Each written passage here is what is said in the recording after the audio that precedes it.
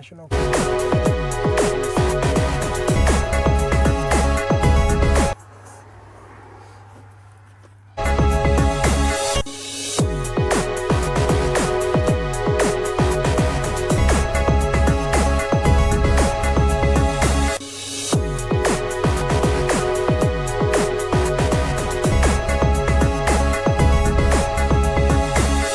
The Alternative Dig Talk.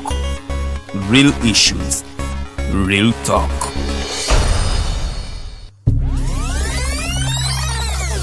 Uganda is born again. Mubirabye. Mubiwulidde. And you will see what NRM means. We are going to crush those criminals. Mubyenyigiddemu. We are simply peacefully telling our people, say no to rigged elections. Ebimu mubitegeera. Naffe tusobola okutiisatiisa abo abatiisatiisa. Oba oli awo ng'abamu mugwamu bigwe.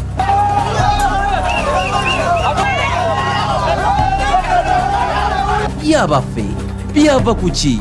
Era kyova olaba baatukolera ne constitution esinga obusiru mu nsi yonna. Bino n'ebirala birindirire buli lwa Sande okuva ku ssaawa 11 okutuuka ku ssaawa 1 ey'akawungeezi n'eyaliko Katikkiro wa Buganda Oweekitiibwa Dani Muliika ku program Eriiso ly'Omukulu ku Facebook page The Alternative Uganda.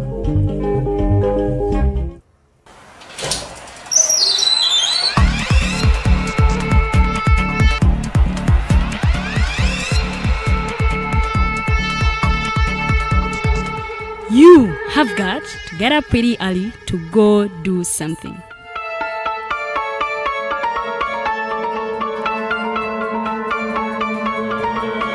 We are the Alternative Dig Talk.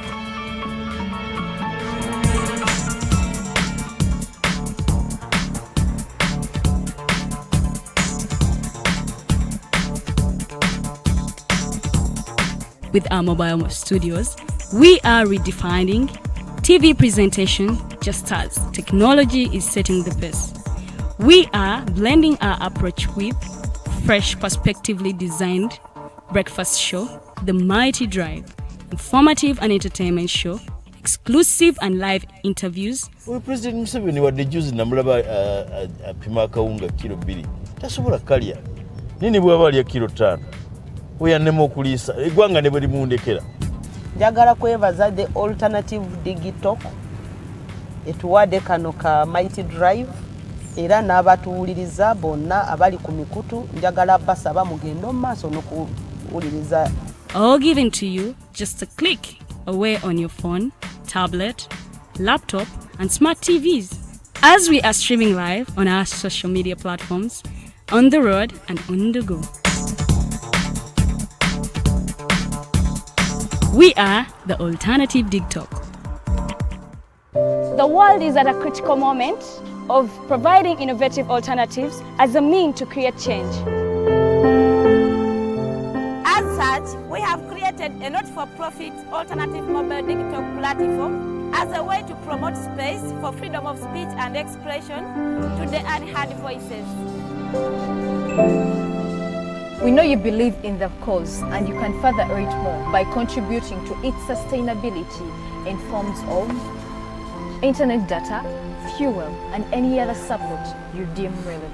Please support us with your contribution to Equity Bank account number 103-5201-607252 under the name Alternative Digital, or our mobile money numbers 0702 900076 or 0783 047785. Alternative Digital, real issues, real talk.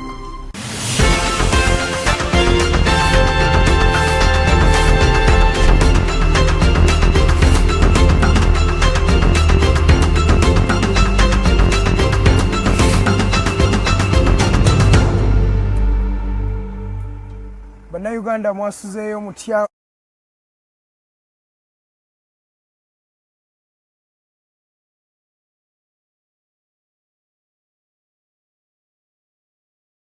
guddukamu Reds gye guddukiramu za waggulu nnyo twakaguyingira buyingizi kati guno n'omwezi gw'okubiri tunatera ogukuba oguwumbawumbako tuyingire ogwokusatu awo tuba tuyingidde kwota ya omwaka omulamba kikye weekoleddemu bino ebintu byolina okulowoozaako buli lunaku lwokeera nti oluno olunaku lwenkedde nduzibiza nga nfunyeemu ki kikyenfunyeemu kikyenyambye ku mulala okufunamu wemba nze kennyini sifunyeemu ani akifunyeemu wetutyo tujja okutambula okusobola okwekulaakulanya nga we tulina okutambula buli lunaku amannya gange nga we mbagambye nze Edgar Matthew Karuhanga eno program The Mighty Drive ebeera ku Facebook page yo The Alternative Uganda kuva Monday paka ku Lwokutaano ssaawa emu paka ku ssaawa ey'okusatu tukuleetera abantu boyagala okuwuliza biki ebibakwatako ne tubakuleetera n'obawulira biki bye bagamba era mu bigambo bye boogedde n'ofunamu ekyokuyiga oba ekinaakuyamba gwe nga munnayuganda ali eyo.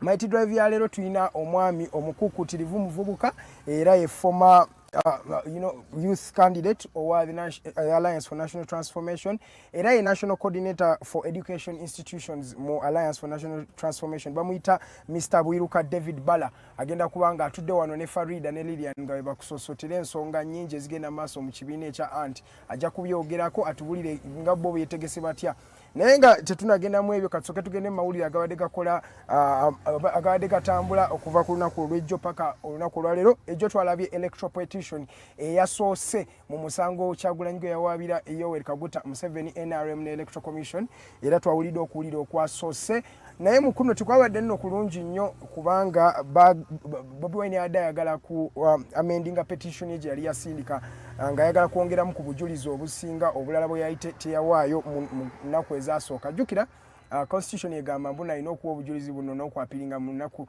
15 ezisooka ate ennaku 15 ezisooka ndowooza Kyagulanyi yali ali under house arrest era balooya be omulimu Edward Sseggona akali amaggwa bwe basinzidde mu zino ensonga ne bagamba nti Bobi Wine aweebwa obudde ayongeremu ku obujulizi obulala bw'ataasobola kuwaayo naye kooti ekulibwa Chief Justice Alfonso Owiny Dollo yabisambaze n'agamba obudde bwe badde nabwo bwadde buwamala era yagambye obujulizi bwe balina bwe bagenda okuba nga bakozesa okusobola okutambuza guno omusango jjukira constitution egamba omusango guno gulina okutambula okumala ennaku 45 balyoke bawe verdict oba okusalawo nti oba Bobi Wine ye yawangula akalulu oba President Museveni ye yakawangula naye nga nagamba NRM nga jo nagamba yayungudde abannamateeka namu 5 okuwoza guno omusango naye ne kampu ya NUP yadde tetudde yayungudde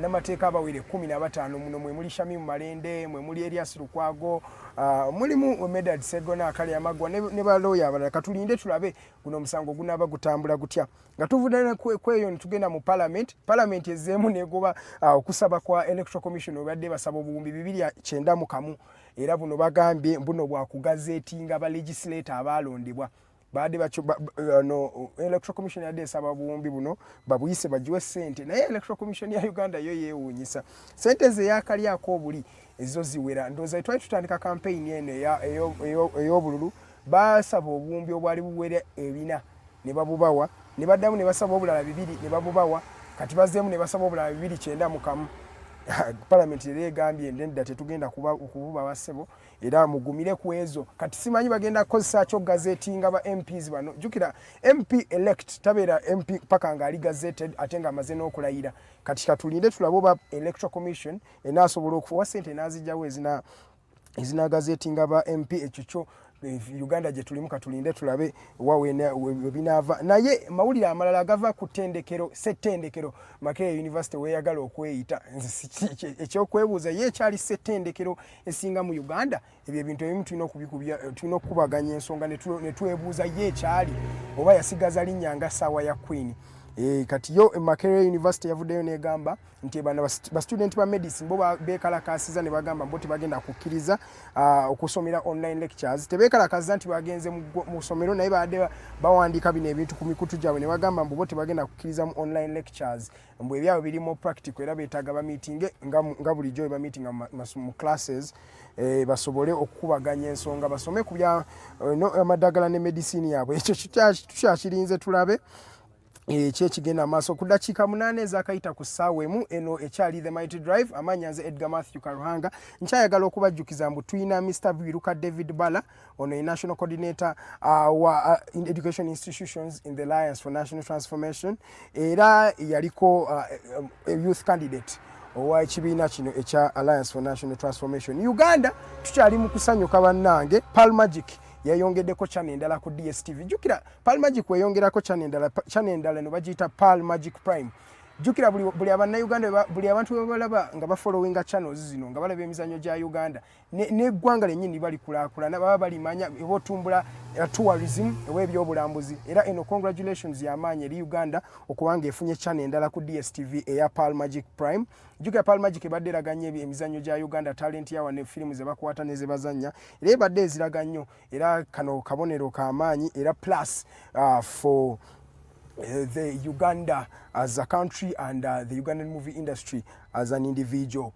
Nga tumaliriza kangendeko mbyemizannyo Manchester United ye team esoso kuyingira mu quarter finals zino eza FA Cup. Jukira FA Cup kino kyekikopo ekisinga obukadde mu ggwanga lya Bungereza kati bali ku FA Cup. Jukira kuva Oligana Social yakwata entebe y'okutendeka Manchester United ebadde tewangulanga ko kikopo kyonna era talina mudaali gonna gwa kikopo. Atuse ku semi-finals nnya bamukubira ku Europa ne bamukubira ku FA Cup era ewedde ne bamukubira ku EFL Cup ewedde kati kwegamba atuse quarter final endala anasobola okwewangula ekikopo kubanga buli kimu akikoze kale naye nga ekibulako kyokka kya kuwangula bikopo anasobola okubiwangula ekyo tujja kuba tukiraba kasita league ekyagenda mu maaso era n'emipiira tukyagiraba kati munzikirize ngendeko for a short commercial break.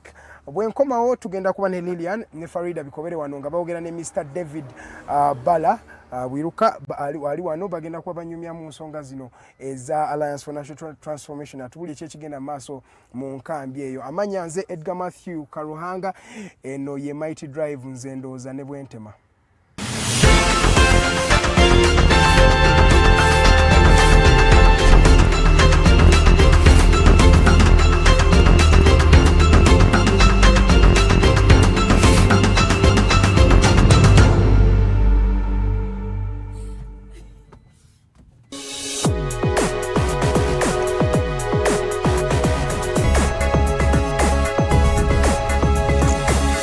The Alternative Dig Talk.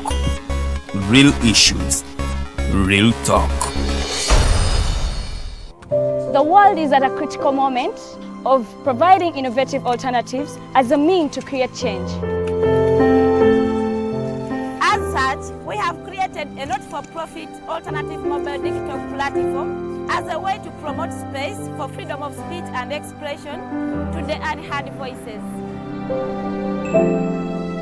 We know you believe in the cause and you can further it more by contributing to its sustainability in forms of internet data, fuel, and any other support you deem relevant. Please support us with your contribution to Equity Bank account number 103-5201-607252 under the name Alternative Digital, or our mobile money numbers 0702-900076 or 0783-047785. Alternative Digital, real issues, real talk.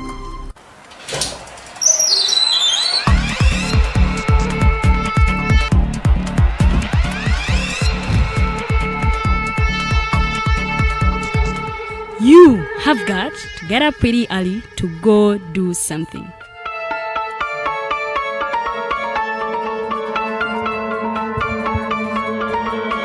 We are the Alternative Dig Talk.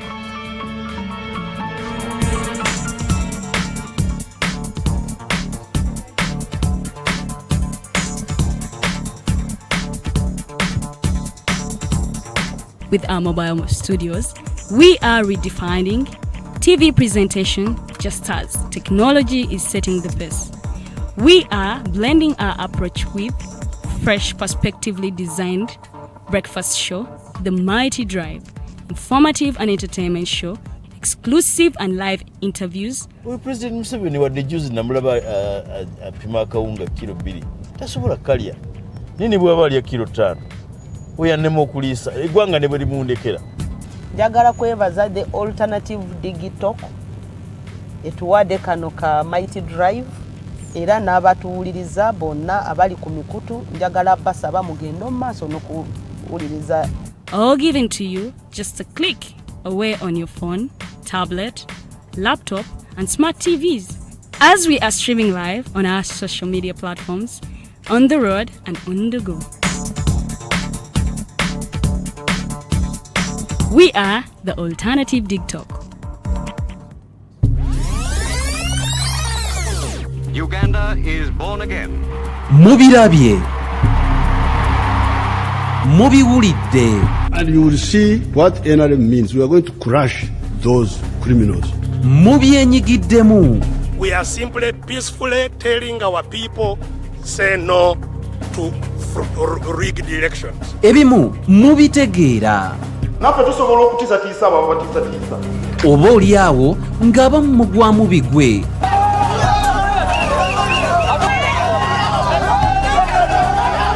Byabaffe byava ku ki? Era kyova olaba baatukolera ne constitution esinga obusiru mu nsi yonna.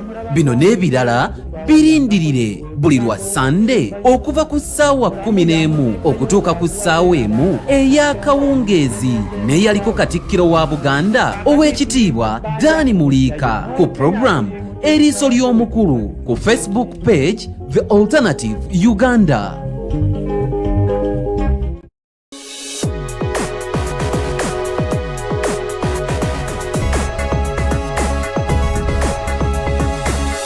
The Alternative Dig Talk. Real issues, real talk.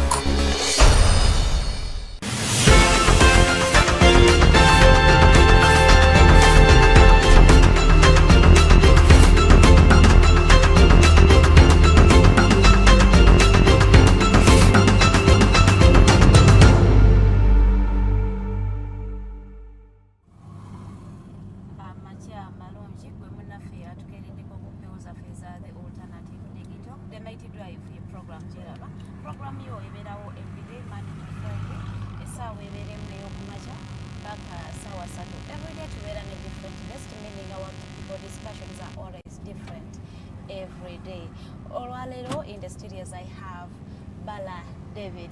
Abamujukira ndoza abalumini mumujukira Bala and the Tiger. Sometime back 2015 atwagala tugenda kunyumya this time tumule some studios not as the guilty president of Mackay University naye nga omu kwabo abali begwanyiza obwa Youth MP Eastern Region naye nga ate yamegebwa twagala tumanye buzibu ki challenges yafuna what led to his loss byonna tugenda kubanga ate tubinyumyamu kona ye. We have him in the studios musajja mukomi wa budde yatuseeko gyebolaba sigenda kwetoloola nnyo lwansonga nti omugenyi wange wali mu studios gwatanatwegattako genda ku Facebook in your own account, search engine, take the Alternative Uganda, like the page and follow us. Womala notification button now wobonyiga baberenti bakuletera notification everywhere when we go live. Abalabi ba the voltage program ya febera yo Monday ne ku Friday tubebaza nti atera bannaffe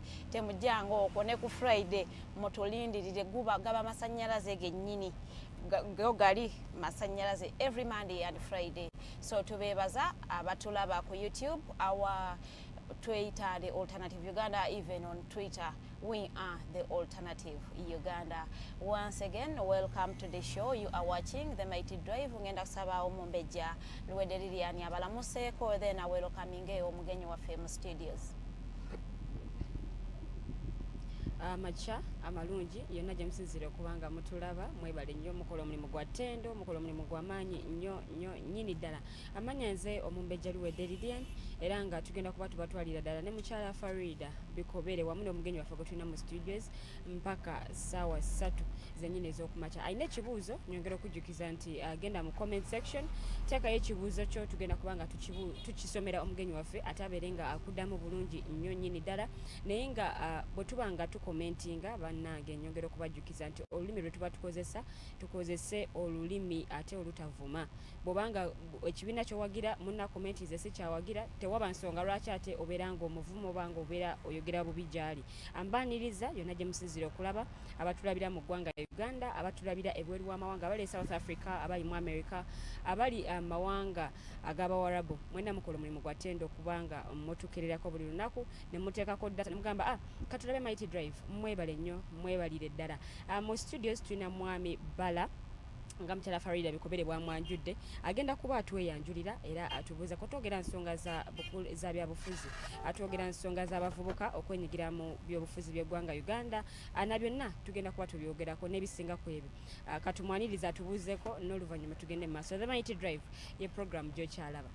Tusanyusa okulaba mwami Bala. Buuza kuba tulaba. Okwebaza the alternative okumpa opportunity eno nange okunkyazaako okubaako ebirowoozo byange byowa bannayuganda okubiwa bannayuganda. Yeah, so it is a great honor era njagala basaba ti abatanaba kugenda online tugende online tusobole okugabanyako ebirowoozo namwe mutuwe feedback. Yes. Yeah, thank you so much. Thank you too. Mwami Bala David yani. Bala David nga ndabagambye ndi okulembeze w'abavubuka mu kibiina ki Alliance for National Transformation era nga omulimu gwenkola kwanyaganya education institutions, naddala higher education institutions mu Alliance for National Transformation. Then of course siri mupya mu field yene ya youth politics badde mukulembeze Makerere nga guild president. Neetabye mu bintu ebyenjawulo ebyabavubuka. So ndi mukulembeze w'abavubuka generally speaking era nga bwe kugambye nti ndi mu Alliance for National Transformation.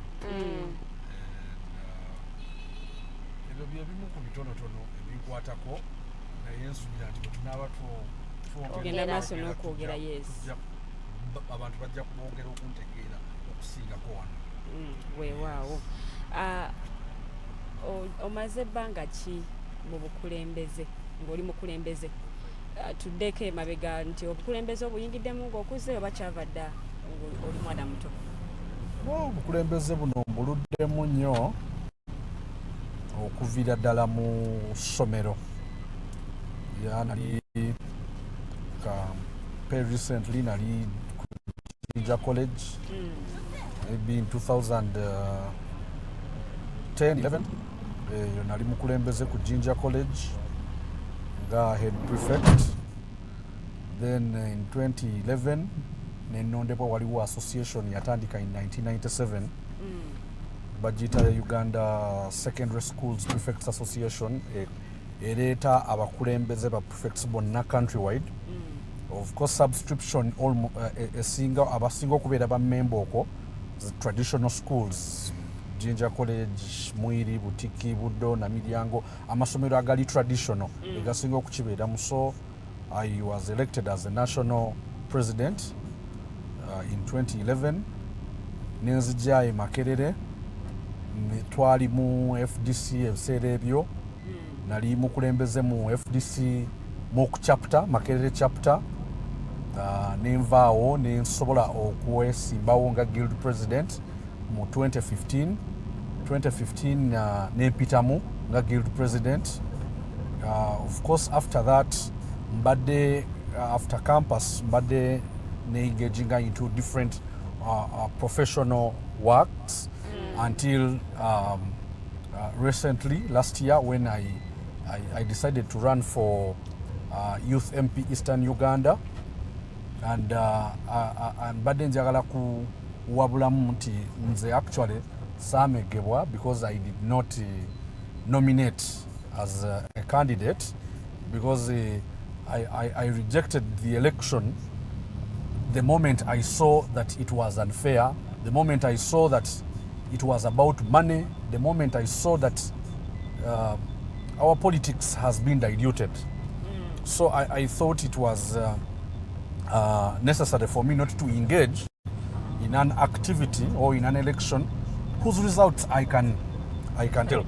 So I immediately disengaged and because I was a member of the presidential task force of General Mugisha Muntu, Yes. I joined the campaign trail, and I worked with him the whole of this country, canvassing support and sharing the message of ANT. For me, I think that that was better than engaging in a sham youth election.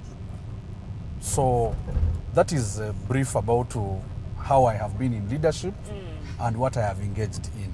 Sham election, we shall reach there. Let us first know why you decided to leave FDC, that brought you to the scene and then decided to join, and what really forced you to change Paris. Well, I would love to, before I say anything, remind you that even when I ran for guild president, I did not run as an FDC candidate. No, I ran as an independent candidate. We had a few issues when we were in the FDC chapter, which we were uncomfortable, and which I also don't want to spend a lot of time talking about, because there were issues on a few things here and there, and that is why I was unable to become a candidate. I said, no, I will also not engage in this process. I don't want to, be the source of confusion. So FDC went through a process of getting a flag bearer, which they did, and I stood as an independent, so I went through as an independent. But that does not take away the fact that I have been in FDC. For me, I think that as I grew up and engaged in politics, my exposure to politics triggered something in my mind that I think as a country, we've got to make a contribution in changing the political culture of this country. It is very important.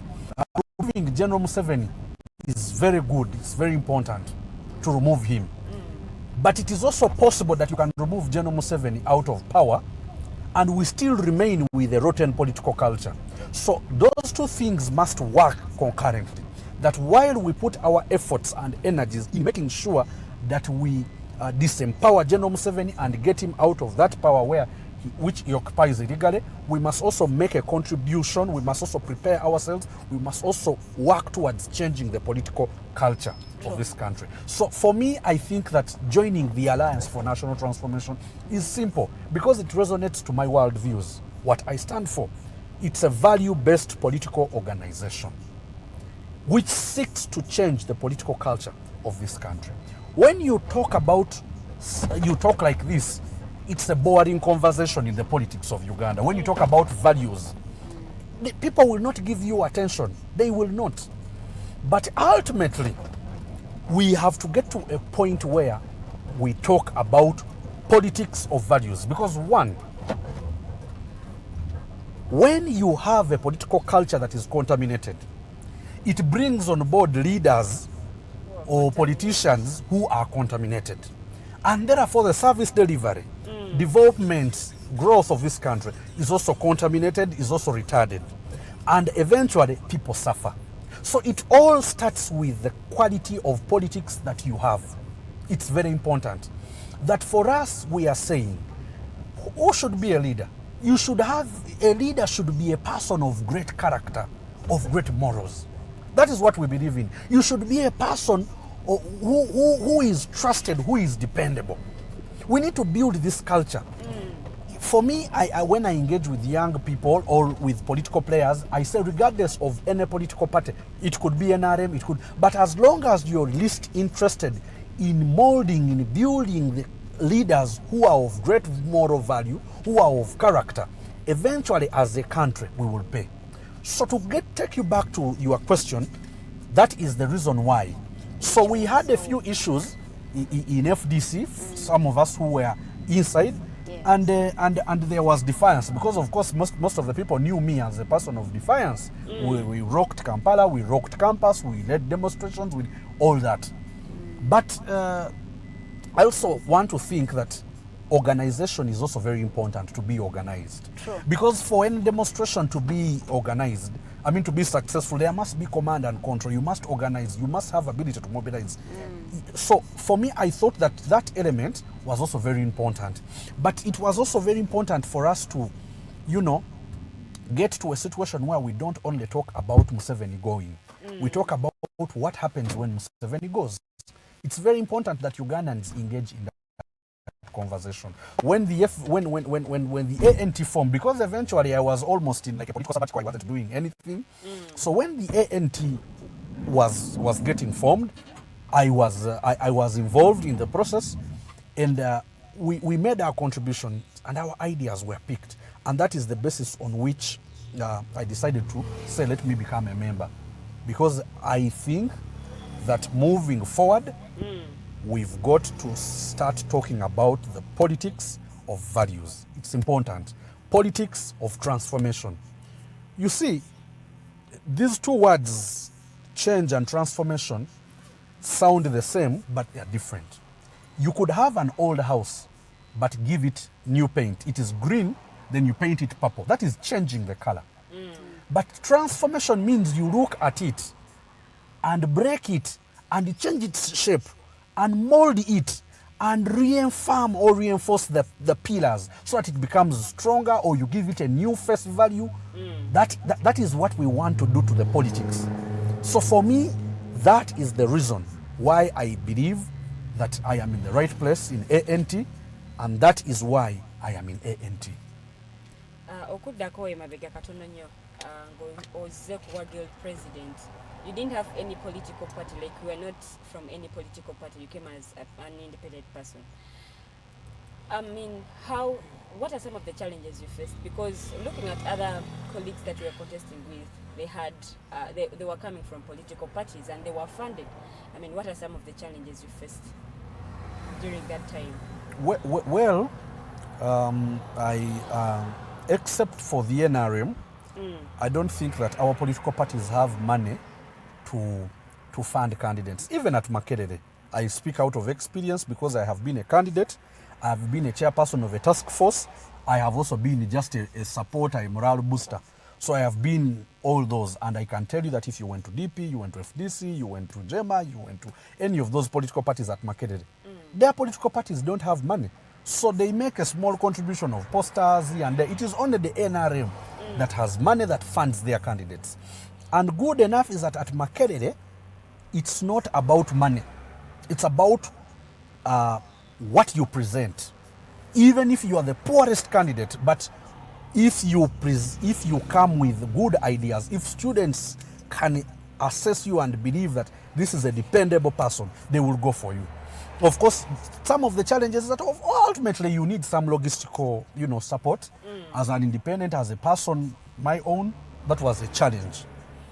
But I don't want to say that I really experienced a lot, except for, being stopped to contest by the university. Because my biggest burden was not from the voters, it was from the university, the administration stopping me from contesting because I had been expelled from the university. I went to court, challenged the university, and I was reinstated back to the university. And the university felt like having a leader like me would be an issue, would be a problem. So they started saying, oh, this guy doesn't have marks, there's no normal progress. It took me to, take a stand of going to court. And I challenged the university, and court made the directive that this candidate has whatever it takes. Allow him. In fact, for me, I campaigned for 4 days for a campaign of about 3 weeks. So the biggest challenge was management, not the students. Yes. Politics of values. Talk about politics of values. Ugandans will not listen to you. What do Ugandans listen to? I think that it is very unfortunate that General Museveni has put us where we are. Because when you talk about politics of values and it is boring, you cannot, you cannot say, I cannot blame it on Museveni. What you have excites Ugandans that the values bore them? Because President Museveni has overstayed in power. He came as a good liberator, a good person, talking about fundamental change, talking about, I will not preside over a country where there were murders, where people cannot account for this death. He talks about fundamental change. He said this is not a mere change of guards. He excited the population.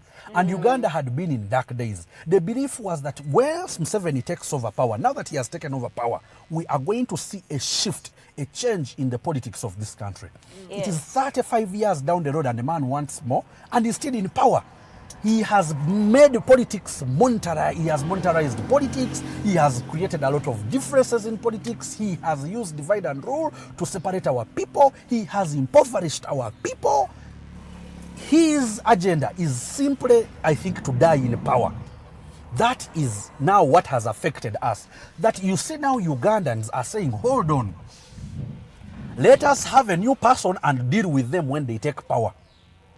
So they don't want to listen to this whole idea of saying, you see, we must have politics of values, we must have leaders of integrity. No, For them, they are looking for a person who can remove President Museveni out of that seat. Whether he has the values, Yes. whether he have the character or not. I don't want to say so much about that, but I think that that is secondary to them. Primarily, when you engage Ugandans, because I have gotten the opportunity to move across all the parts of this country. And when you say Museveni must go, people begin clapping. But when you tell them that you see this country must change, the kind of leaders we want, and this, people are silent, people are bored. Because for them, what matters is removing President Museveni from that seat. Because it is the bigger struggle they believe. I don't want to blame them, and I know that they are right. Because we can remove forcefully President Museveni out of the seat, anybody, and then that person who takes over is a good leader. That one is undoubted. It can also happen. You get my argument? So that is why Museveni has put Ugandans. That now it is just a struggle of getting him out of what? Out of the seat. So that is why when you engage people into this kind of conversation and tell them, you know, we can do two things at a go. Political parties, religious and what? Mentor people, speak to people, influence people, make sure that the leaders who are voted for are leaders of values, leaders of integrity. These are leaders that are dependable. These are leaders you can trust. These are leaders who can keep their word. They would say, no, that guy will talk, will push Museveni out of power. Those other things we will sort after Museveni. For me, I really don't want to be in opposition for a very long time. Because it is possible that another person takes over power and we Ugandans still remain in suffering. And then we will not say because Museveni has left, so let's join government and support government even when it is doing the wrong things. So our focus is on making sure that we prepare, we work towards removing President Museveni out of that seat, but also make sure that we engage in activities which make sure that we build a culture within ourselves that when we take power, we are able to manage that power different from Museveni. We want people to, if General Museveni, by the grace of God, if General Museveni is alive, we want to show him how a country is run. We want to show him what leaders are. For me, that is the desire of my heart. That people will stop suffering. Because you can only do that if you stop, if you change the political culture. If the leaders who take over are leaders who are transformative in nature, you will stop Ugandans from crying. Because they have cried for 58 years now, since independence. Every leader who comes, Ugandans praise them 1 year, 2 years down the road, crying, crying, crying. When shall we stop crying? So that is why for me, I want to stop the crying by saying, remove General Museveni, 1. 2, but also in the process of removing General Museveni, let's not forget these aspects. And once we begin to realize that some of our colleagues that are talking about removal of President Museveni are slightly not any different from him, we are able to identify them, we are able to speak to them, or if it is possible, we will be able to isolate them because we want to stop the crying. For 35 years now, President Museveni has been in power. And his story is a story of 35 years. Do you want to say that for that period, Museveni has not done any good for this country? Oh, well, I thank General Museveni for whatever he has done. But you see, if you want to assess a student at the university when you are doing assessment, you don't assess the students on things that they did not come to do at the university. That this one ate a lot of food, this one used to sleep early, no. Academic assessment is based on the exams you sit, the coursework you do, the tests that you do. So we assess you on the reasons why. When General Museveni went to the bush, The reason he went to the bush were not roads that he talks about. I have constructed roads connected Kisoro to Arua, where the reason why he went to the bush, it is not because Uganda did not have roads. He talks about electricity. The reason why he went to the bush is not about electricity. Infrastructure development is also key.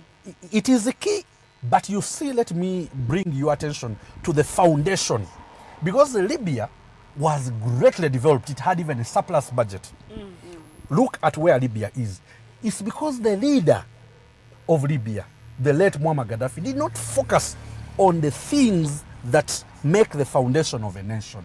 The things that make a foundation of a nation, the things we talk about that bring stability, are things we don't see, are things we cannot touch. And those are the very reasons General Museveni went to the bush. Democracy, rule of law, good governance, zero tolerance to corruption, respect for human rights. Those things, once they are not in the equation, you can build roads, you can build hospitals, you can build schools, but I can tell you the country will be on a time bomb, and anytime the country explodes, all those will be destroyed. So General Museveni went to the bush because of an election. The election was rigged because there was corruption, there were intimidation. People would be murdered and the government could not account for them. You would go to courts and the courts were literally where you just go and buy justice. If you didn't have money, you would not get justice. You get my argument? So that is why General Museveni went to the bush. So he wants to confuse us, to assess him on the things that did not take him to the bush, because there were never roads. For the so things for me, that took him to the bush, he has not even accomplished one. Every day, because his agenda is longevity in power. Even for those that he had made a contribution to, for example, security. Over the years, General Museveni has been talking about security. Right now, drones are everywhere, picking up people, murdering people. People come out without nails. People are, people's manhoods are destroyed. People are being murdered. Police shoots. And it is like a ice cream, killing people here now in Uganda by security agencies, by these vigilantes, is simply like ice cream now. They will kill and you call a Minister of Internal Affairs and they will take the whole conversation as if it is casual and what. You see, those are big issues that we must address as a country. So those are things he has been boasting over. But over the years, look at security. Insecurity all over this country. You look at he talked about, it is an election that took him to the bush. He said once he takes power, he will change this whole thing of elections where Ugandans have confidence in going into the polls. But look at the just concluded election. It is simply a mess and a joke. For me, I think that we shouldn't have even had that election if General Museveni knew that that is what he was going to do. So the things that even he has been able to achieve over the 35 years are getting destroyed because his agenda is dying in power. It is very dangerous because you see, because of that, he's going to do everything. He's going to go a long way. He will coerce you. He will give you money. When you don't, he will kill you. People are getting killed. People are getting murdered. So that is not the revolutionary leader who rose to power in 86. And that's why people said the 86 Museveni and the one of 2021, when they meet, it will be anarchy. And indeed it is true. Because, for us who read about General Museveni, who read about his books, his writings, and who have been, our parents have told us about that kind of Museveni, we want to think, the other guy died and then they did plastic surgery and they replaced this guy. We don't know. Because these are totally two different people. Mr. Bala, you said... Just to, not to miss out this point. One of the achievements of the NRM was the 1995 Constitution.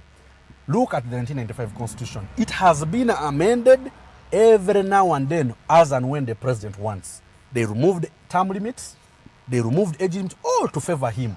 The whole thing has only simply remained a document on shelves. It doesn't hold water, and yet, the NRM or the NRA prided themselves in this constitution, saying now we have a constitution, there is going to be rule of law, but the thing is amended as and when the man wants.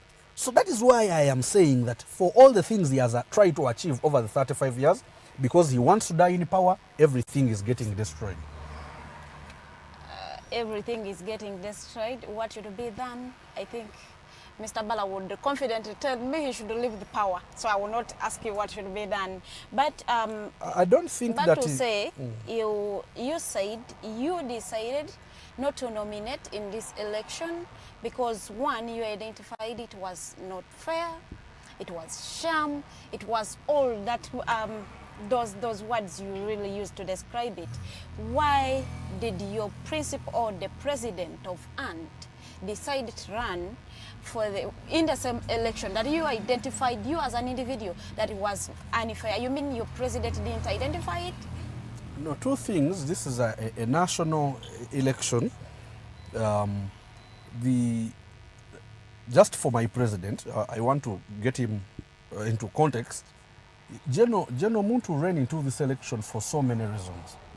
Like which reasons? One of them was to be able to meet all Ugandans and share the message of politics, of values. That one, you will count it on him. When we met people, we were not simply exciting people. No, we were delivering this message. And for us as a party which is 1.5 years old, I think that is a great achievement for us. We're able to reach every corner of this country and sharing with them this kind of message.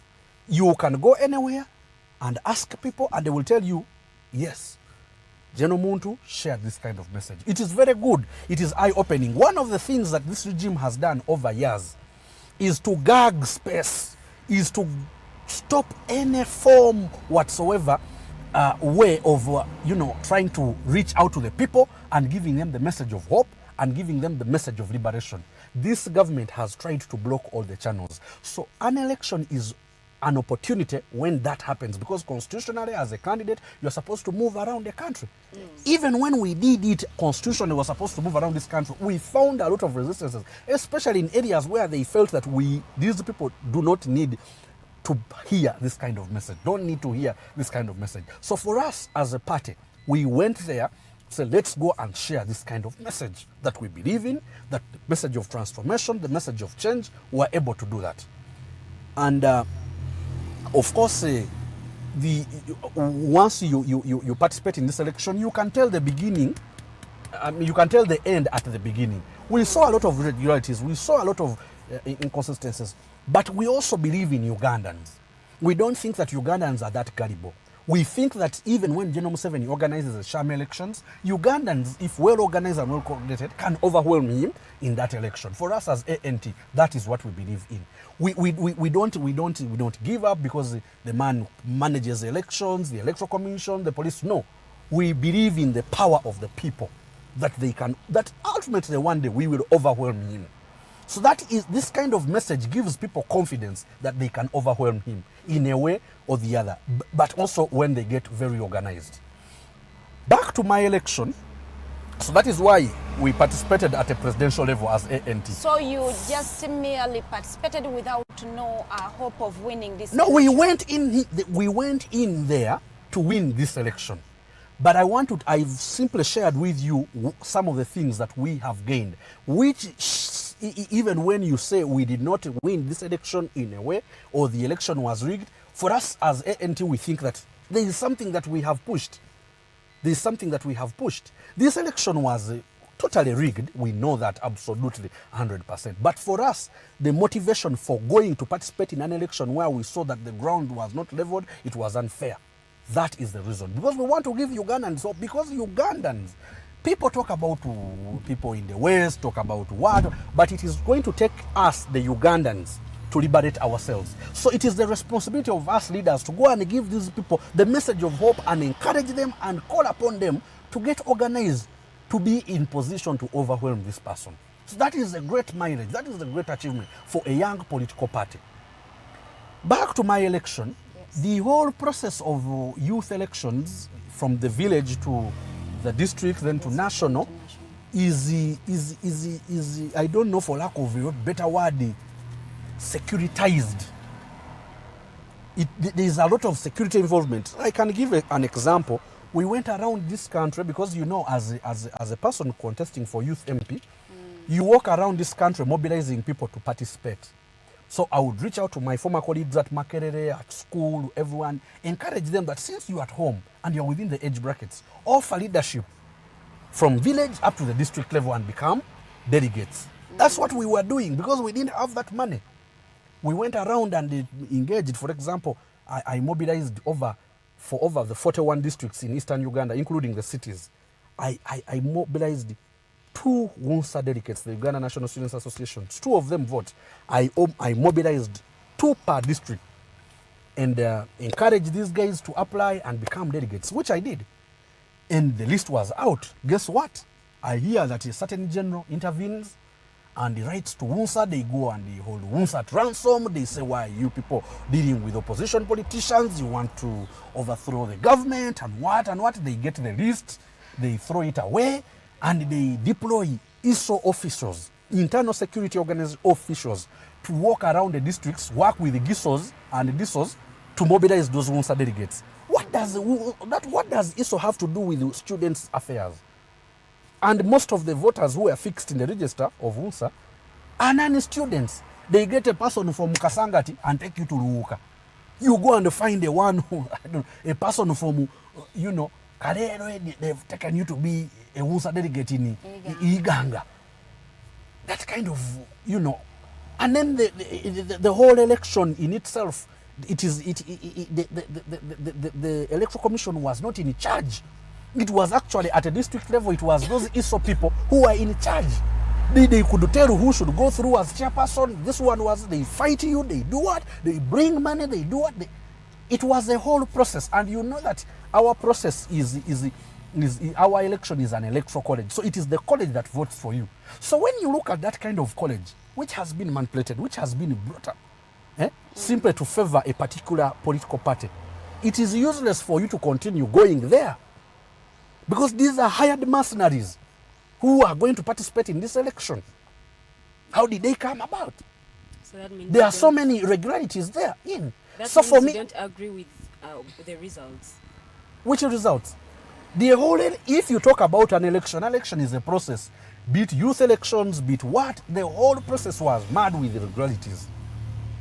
It doesn't help whether you talk about presidential or anywhere, because the Electoral Commission was not in charge. I am giving you an example of myself. I was in the field mobilizing people to get into the structures, and you'd hear, no, now the RDC wants this one. For you to become the chairperson, you have to go and engage. What does an RDC have to do with the district youth chairperson? At the district level, you see a lot of money, you see a lot of this. But I spent 3 months in the field, and I said I want to go and do consultation. So I was meeting the youth leaders there who wanted to contest and those who were in that position, the former youth leaders. And I shared with them the message. And I told them that they've got to stop being deceived by the regime. They need to know that they have the numbers and they can focus the direction of this country. They've got to make a contribution. For so long they have been kept in the kitchen. They've got to come and participate and involve themselves and open up their eyes. Why it is early. That is the message I gave them. And when I went there, I was meeting NRM, whatever. I met all of them and I told them, for me, I want to run, but I have come to share with you my ideas as a way of consulting whether I can participate or I'm qualified to participate in this election. And I shared that message.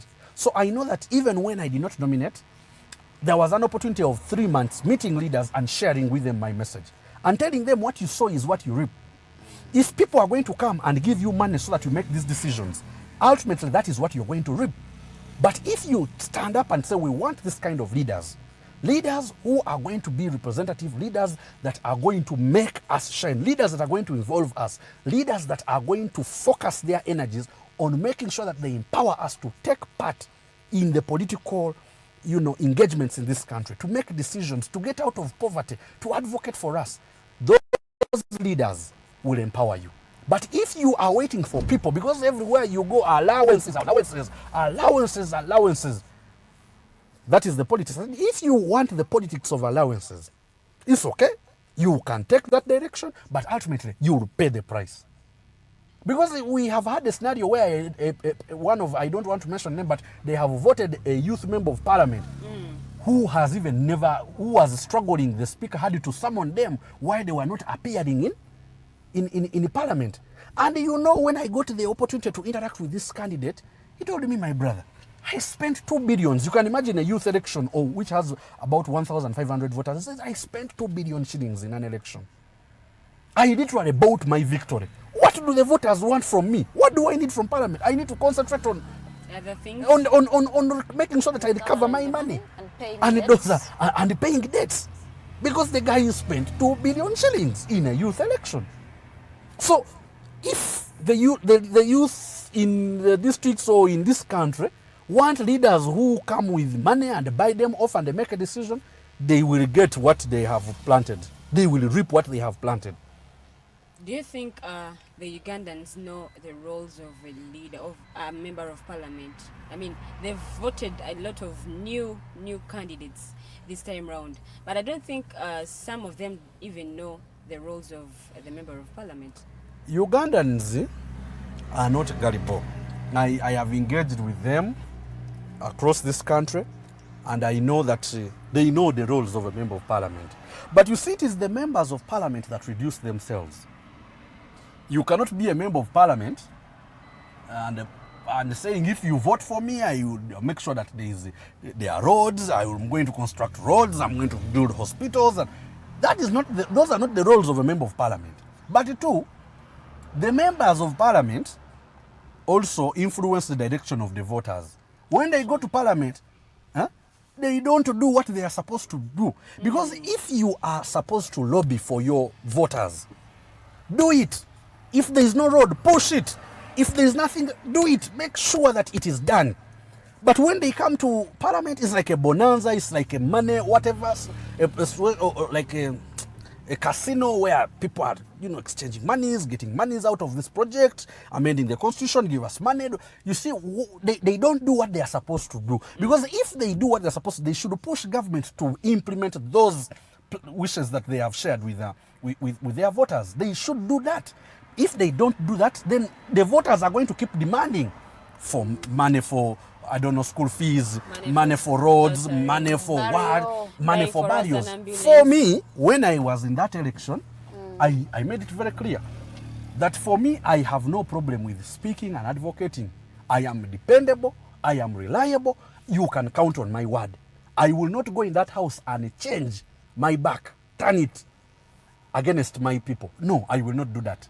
And I pushed and I told them so many of the things. I told them, for me, for example, I want to push an agenda where we have a policy for every contract in this country, 30% goes to the young people and women. That one, I will push it. In a way, young people are going to get opportunities to work in these, to get jobs, to get opportunities to make money in most of these contracts. I used to tell them that, you see, we want to push for reforms in budgetary allocation. Why should we get about 3%? We should, if we put 10% of our budget or 20% of our budget into agriculture, very many young people who sell land to come and buy borders in town will go back to the villages and utilize their land. And you will see a lot of people shifting here. People run from the villages, but that is where there is money. We simply need to make those those areas, the rural areas, conducive. We need to put their conditions where if a person has invested their money and time in agriculture, they will yield. Because what does a border person get at the end of 3 months? Not even maybe 4 million shillings. But if a person went and cultivated tomatoes for 3 months, you can be sure you have 5 million shillings, and 5 million shillings maybe times 3 in a year. That is 15. That is the money that can transform a person. Those are things that leaders are supposed. But if you begin talking about roads, people begin to demand for roads. If you are a leader who is known for burial, leader who is known for, giving out mattresses, giving out this, people will ask for that. But people know. And I can tell you, for example, I was following the election in Chira municipality, the Honorable Semuji Unganda. I saw his campaign. It wasn't a campaign of money because I come from Nigeria. It wasn't a campaign of money. It wasn't a campaign of bribery. But people said this man does what he's supposed to do. He has ably represented the Chira municipality. We, on the map, we can visibly be seen. We want to give him a vote. The people of Chira municipality gave Honorable Semuju that election. And you know what was happening here in Central? Because in Central, it was fully taken up by the National Unity Platform. But the only star that remained, the blue star that remained, was that one of Semuju, and they voted him on merit. So I believe that all Ugandans have the ability to look at this and say this is a good leader, but what is happening? And the people are in poverty. When they see a leader, they see a liberator. They think leaders have a lot of money, so therefore, in case, because it is true they have a lot of money, they are going to parliament, they will receive about 400 million shillings to buy vehicles and what. You pass by a road in the village, and they say we don't have fees, we don't have that. So it is how these politicians are playing politics, and that's the direction they have taken, and they are influencing people to engage in asking for money, asking for roads, asking them to send money for burials and all those things. Politics of money, what bannange bannayuganda tubakubiriza twabagamba nga lulinga akalulu tekannatuuka nga nti mutunda akalulu kammwe naye ndowooza kati saawe n'ababaka bammwe be mwalonda oba yakugula oba teyakugula oba muvoting on merit oba wamuvoting lwakuba yalina ssente impact gwagenda ozifiiringa siffe oyo gwe walonda gwanaamanya. So we are going into a short break. We still have Mr. Bala David Bwiruka in the studios. We are going into a short break. We are going to come back.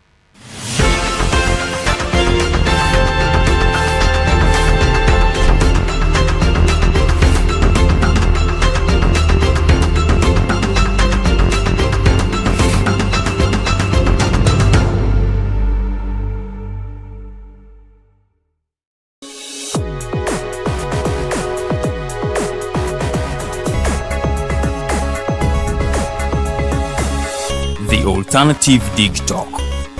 Real issues, real talk.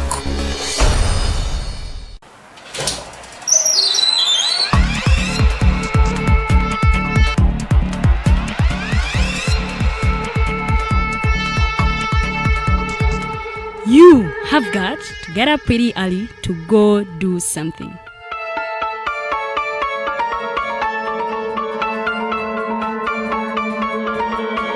We are the Alternative Dig Talk.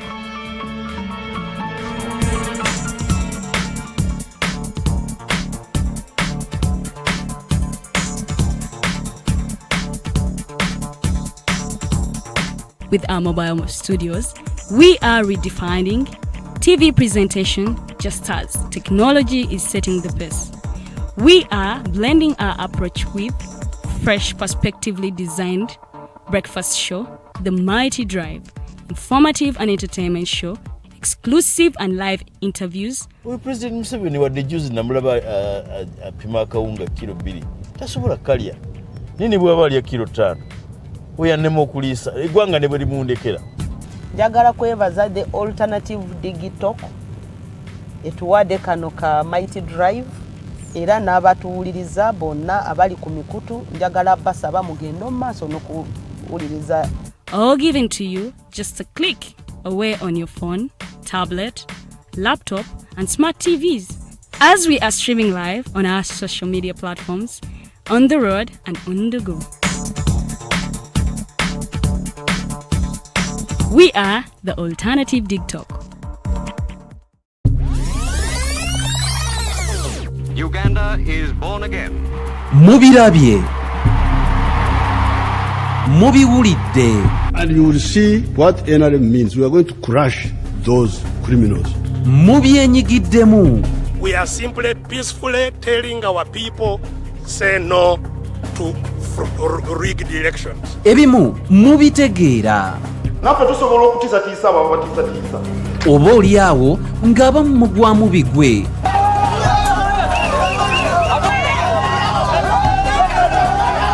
Byabaffe byava ku ki? Era kyova olaba baatukolera ne constitution esinga obusiru mu nsi yonna.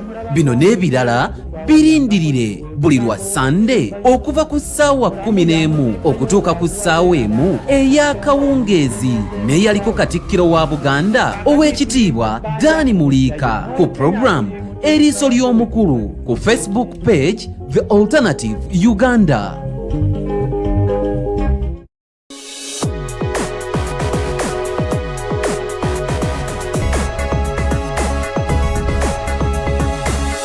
The Alternative Dig Talk. Real issues, real talk.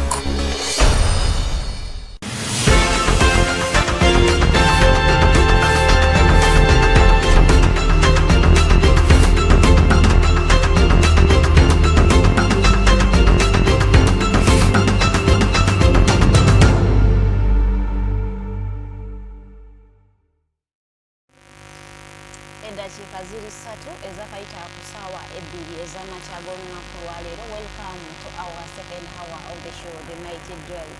Munnange eno essaawa tusomera mu comments zo or questions zo, ate our phones will be open in this second hour. Either you can call in and talk to our guest in the studios.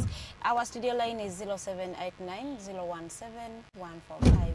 0789 017 145.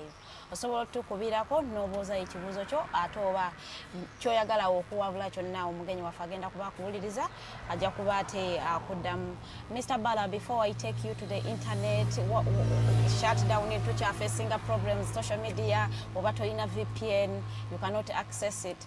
I really want to take you back to the point, to the topic that we left before we went to the break.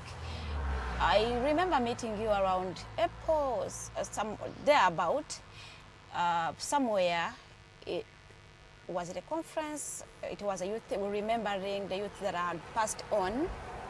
And I saw you with this energy, the vegan, and then you were telling us how you were going all around the eastern region looking for votes and all that kind of stuff. And then you come out to disappoint people by telling them you were not going to nominate. If at all the youths just decide to say, I am not going to nominate because the election is fair, the ground is not leveled,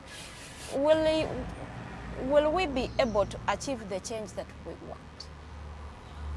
Don't you think if you participated, maybe we would have one youth representative that is not in the NRM, because we have youth representatives that are all NRM members? I think that earlier on I gave my justifications for not engaging in that election further. And for me, I still think that they are valid. The young people have got a lot of challenges that we need to be mindful on how we spend our resources, especially some of us that have a desire of having an impact on the young people and influencing them in a particular direction. So I didn't want to spend the resources. I spent resources in consultation and sharing with the young people my views and what leadership is all about. That I did and that I achieved. But to go into an election which was predetermined, I think that it is counterproductive. It was counterproductive. So that is why I decided not to engage in. But I also did not lose my spirit. I put all my energies and efforts to the bigger picture of moving with the presidential candidate all over the country and sharing with the people across the country the ideas about the young people. So I did not only restrict it to Eastern, but I put my energies and resources to the national level, meeting people every time we met.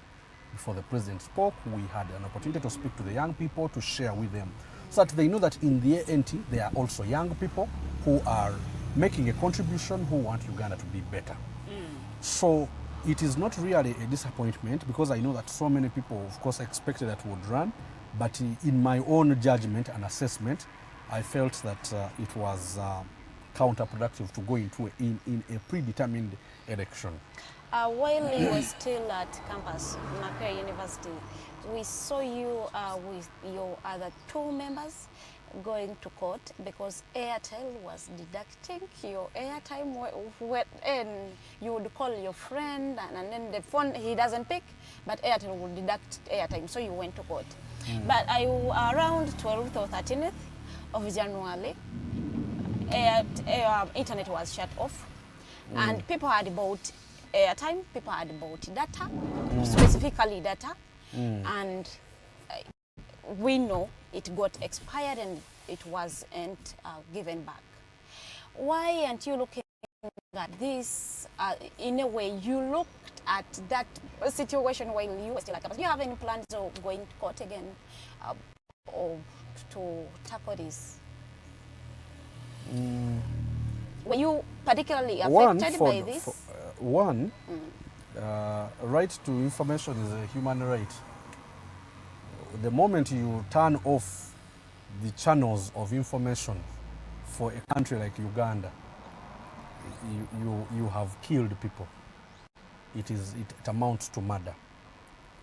Do you know there are so many young men and women whose businesses entirely depend on internet. Yes.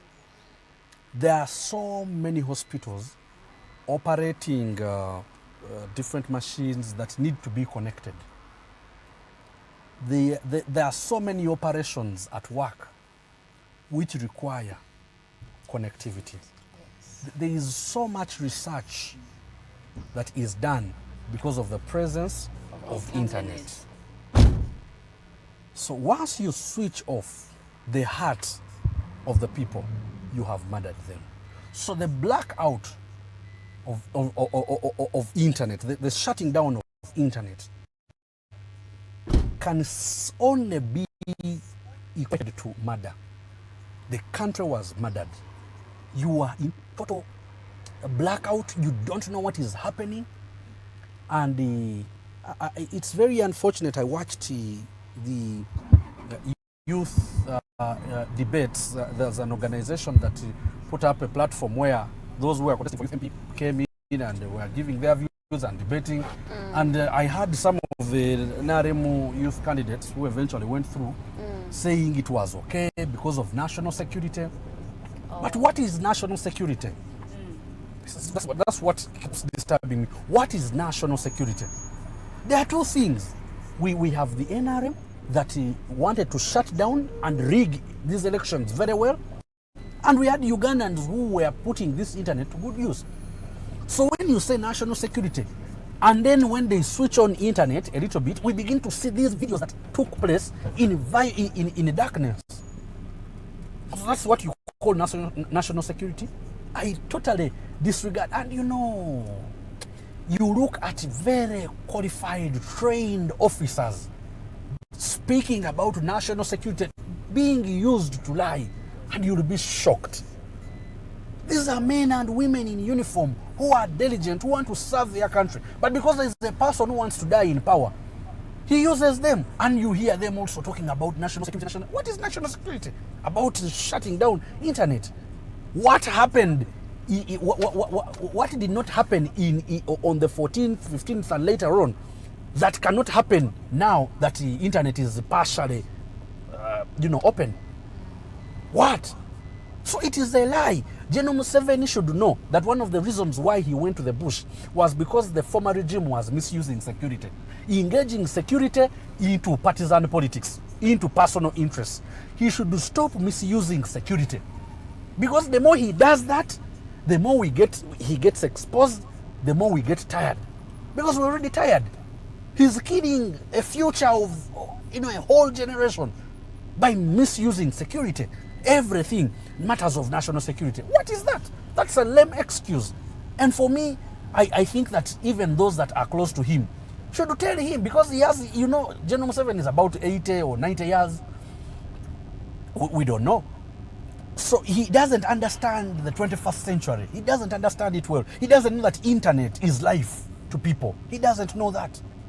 So for him, switching off internet is like a piece of cake, eating a piece of cake. So for me, I want to ask, maybe the young people around him should tell him.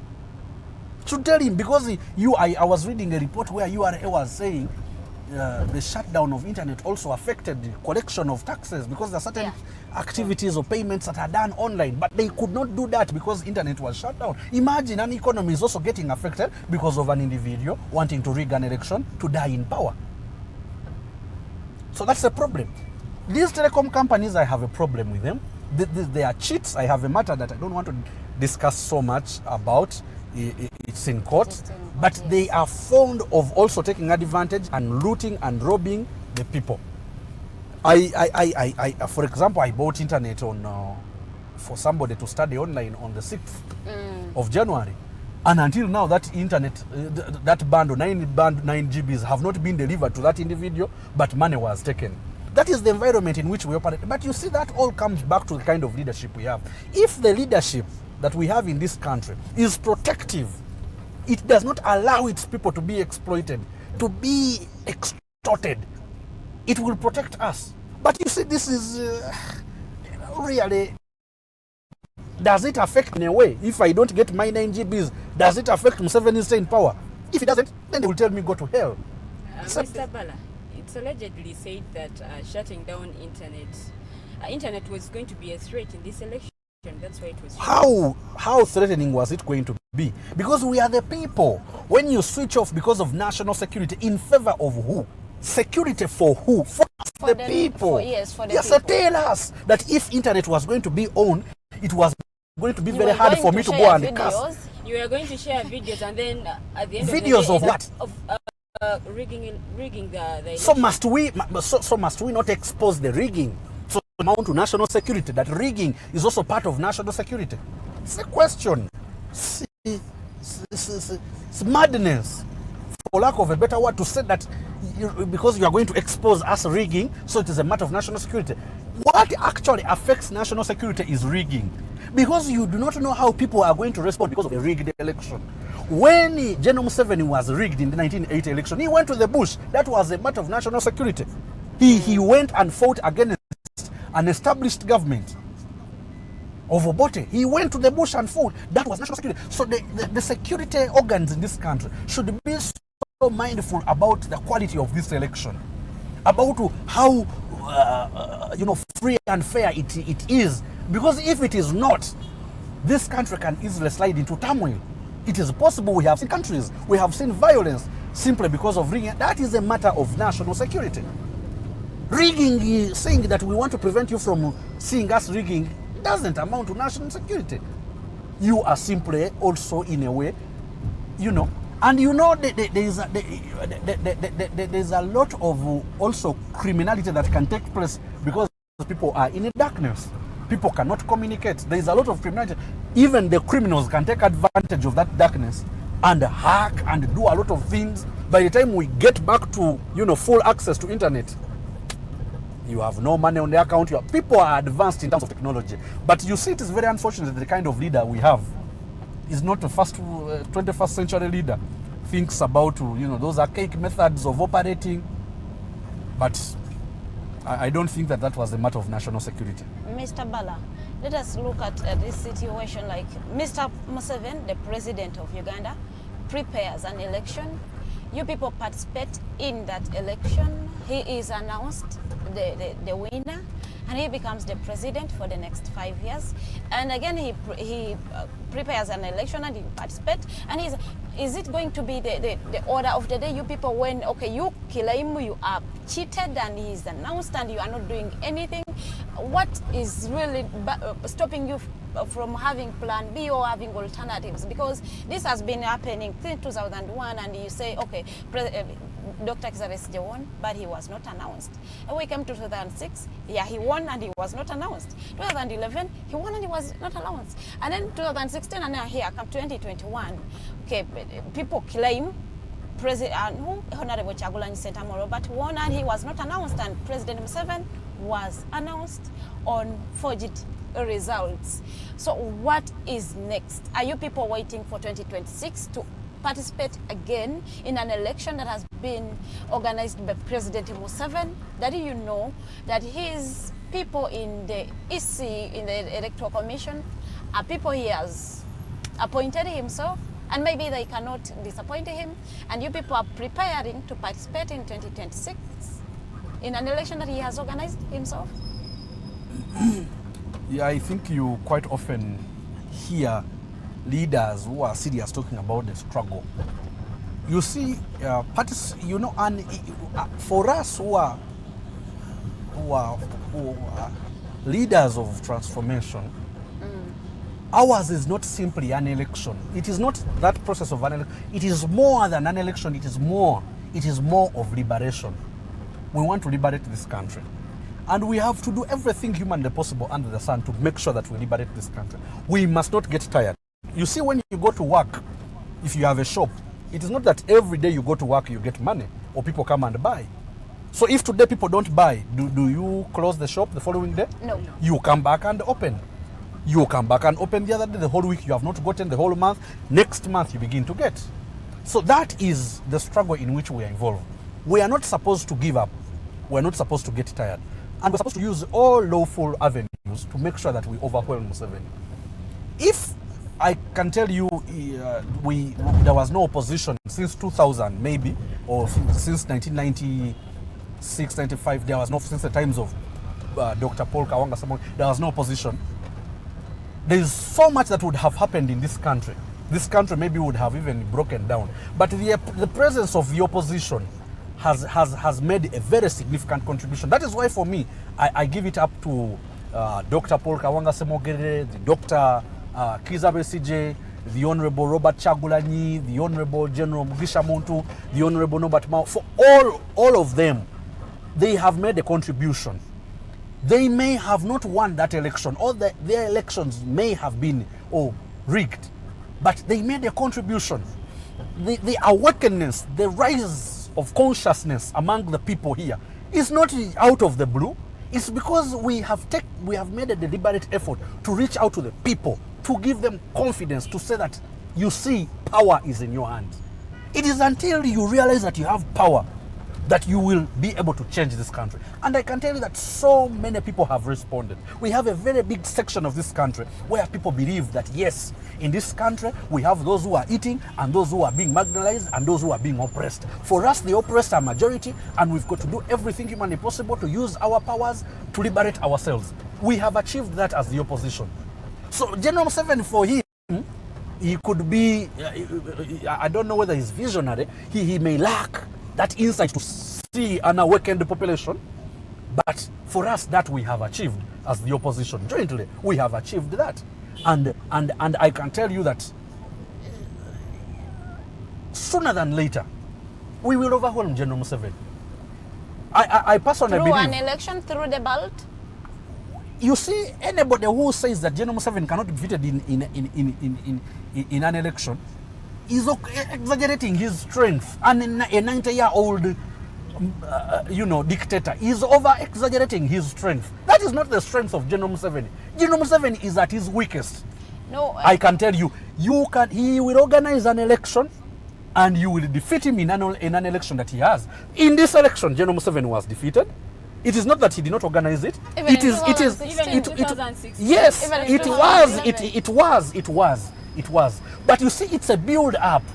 Never lose sight because an election has been rigged to say I am getting disengaged, I am losing hope. No, that is actually the bigger reason why you need to push. Because these elections, all of them, when you look at the election of 2001 and look at the one of 2022, they are different. You see the man using a lot of violence because he's at his weakest. You are exposing him. Museveni has been pretending to be a diplomat, a Democrat out there, talking to the Western people. I have been voted. We have exposed him that he is not, that he is in power against the wishes of the people. We have. And I can tell you that there are certain things, certain events that General Museveni cannot now attend. Things about democracy, we have exposed him that he is a dictator, that is not a Democrat. And gradually, we are disempowering him. For me, I think that we have achieved. We can use all means like the Honorable Chagulanyi. For us as the ANT, we are together with the Honorable Chagulanyi and support his petition. We think it is valid. We think that election was rigged. We think that if these judges of the Supreme Court are mindful about the situation in which this country is, about our political, environment in which we live, they will be in a position to be bold, to say, no, Mr. President, this election you rigged. Let people go back to the polls and we choose. And let even the rules of the game also change. Mr. Bala, talking about the concluded election, Mr. President Yoweri Tibuhaburwa Museveni won. Even in 2016 he won, even in 2011 he won.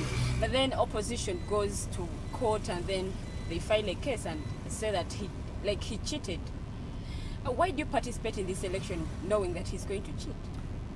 Ours is more than participating in an election. I have told you that all avenues in this country for reaching out to the people and giving them this kind of message that has actually led to or resulted into their awakeness or the rise of consciousness that this man was covering himself in a cloth of a good leader but is a bad leader. They are closed. We only get those opportunities during the election. So we cannot afford to boycott an election because let me tell you, me and you know that General Museveni hires candidates to contest. So we may not participate, but he will hire people to go and contest there. And these people who have been hired, you think they will be speaking a message of change, a message of hope? No, they will be speaking there. So for us, it is an opportunity, number one, because we know that there is a life presidency project. We want to cut it short. And that opportunity is there during elections where we reach out to all parts of this country, meet people, tell them that this man is just putting on a cloth, is sugarcoating inside. There is bitterness. This is a bad leader. This is a leader who wants to fall down with this country. This is a leader who used to condemn Idi Amin because he wanted to be life president. But he himself is running a life presidency project. He has amended the constitution to favor his stay in power. He has removed term limits. He has removed age limits. This is a bad leader. Please, Ugandans, work within the constitution and make sure that this man is voted out. That we have been able. And percentages have kept on increasing according to the Electoral Commission, those results. But for us, we know that since 2001, Museveni has been defeated in that election. He has simply been defeated. The justices of the Supreme Court have not been confident enough. In the election of 2006, you have had one of the members of the Supreme Court who was on the bar, retired Justice Kanyehamba, telling you that indeed they sat there as judges and they found overwhelming evidence that this man had lost an election. But they were manipulated. Somebody came and manipulated and the judges started fearing. So it is on record that this man has lost that election. But like I told you, for us, he thinks after rigging this election, we fold sleeves, we arrest people, we give up. No. We continue with the efforts that we are engaging in. We know that one day this country is going to be liberated. It is work in progress. It is a process. It takes sacrifices. You may get demoralized. You may get disengaged. But keep focused. This guy has been weakened. He has been exposed. Still about this election that was concluded. Youth MPs are only 5 in the parliament, and looking at our population, the youths have the biggest number of population. Do you think we need more than 5? Because you see, you need to first examine why we have youth MPs, women members of parliament, workers. Because in the past, those who were marginalized, the young people were not engaging in politics. But we cannot be a population of 80%. Our population is 80% young people, and then we are still put in a category of the marginalized. How can you be marginalized when you are majority? So what is the essence of majority? I don't even believe that it is being serious to have youth. For what? In my own understanding, I think the elderly are represented in parliament. That means even the youth need. Those how many are? How many? What is the population of the young people of the elderly? A small one. But special interest groups, you are the majority and you are still in special interest. It is absurd. That means that General Museveni has actually failed in running this country. If you have a population, let me tell you, the greatest human resource a country can ever have is not oil and gold. It is human resource. The greatest resource a country can is human resource. If you have young people, energetic, empowered, and they are still special interests, it is absurd. It's a bad indicator that this country is not growing. So for me, in the first place, I think that we should not even be in the category of special interest. You should have young people who are going there to contest as members of parliament, who have been empowered, that we no longer even need this whole thing called special interest groups. That is in my own understanding. And you see, it is not about the number, the quantity. It is about about the quality. When you have, you can change a country simply through a small critical number of people who are of good quality. So for me, I don't think we need 500 MPs. We can have 50, 70 members of parliament, but of quality. They will bring on board laws, because you see in parliament, is not physical. That we need the energy to throw down an article, to throw down a bill, that it is about physical energy. No, it's about being leaders of good character and having the country at heart and being able to bring on board laws that propel the growth and development of a country. That is what I think. So having a critical number is so increasing the number. I don't even buy into that idea of youth MPs. No. That's where my other question comes in. I mean, what's your take on the quality of leaders that were elected this time round? You know, how did they win? They were voted. They were voted. Some of them rigged elections. Some of them bribed. Most of them bribed their way, especially the NRM. You see, it all starts, this is a process. It starts with how the process starts. If you have leaders who are coming to you in a way of bribing and saying, we're going to give you what we saw, the Honorable Anita taking a vehicle, his ambulance, somebody in Masaka taking mattresses, that's what they were using people, that's what they were giving people to bribe them to vote for them. Never expect anything from such leaders. If a leader does not campaign on issues, his campaign or his or her campaign are not based on issues, it's a waste of time. They will come and still be money-minded. Don't expect a lot from them. And look at the quality. We need to examine the kind of leaders. I am following up a matter in Ntunga where one of the contestants there who won on NRM does not even have a senior 4. Senior 4 certificate. Yes, they have forged documents. Where you, but as long as you are NRM really, you had the president in the last election of 2016 in Arua. They said the Honorable late Abiriga did not have a senior 6. And the president said, but the man is a Kano. Kano is equivalent to HSC or even over and above. You can imagine. We wrote a constitution and said at least senior 6.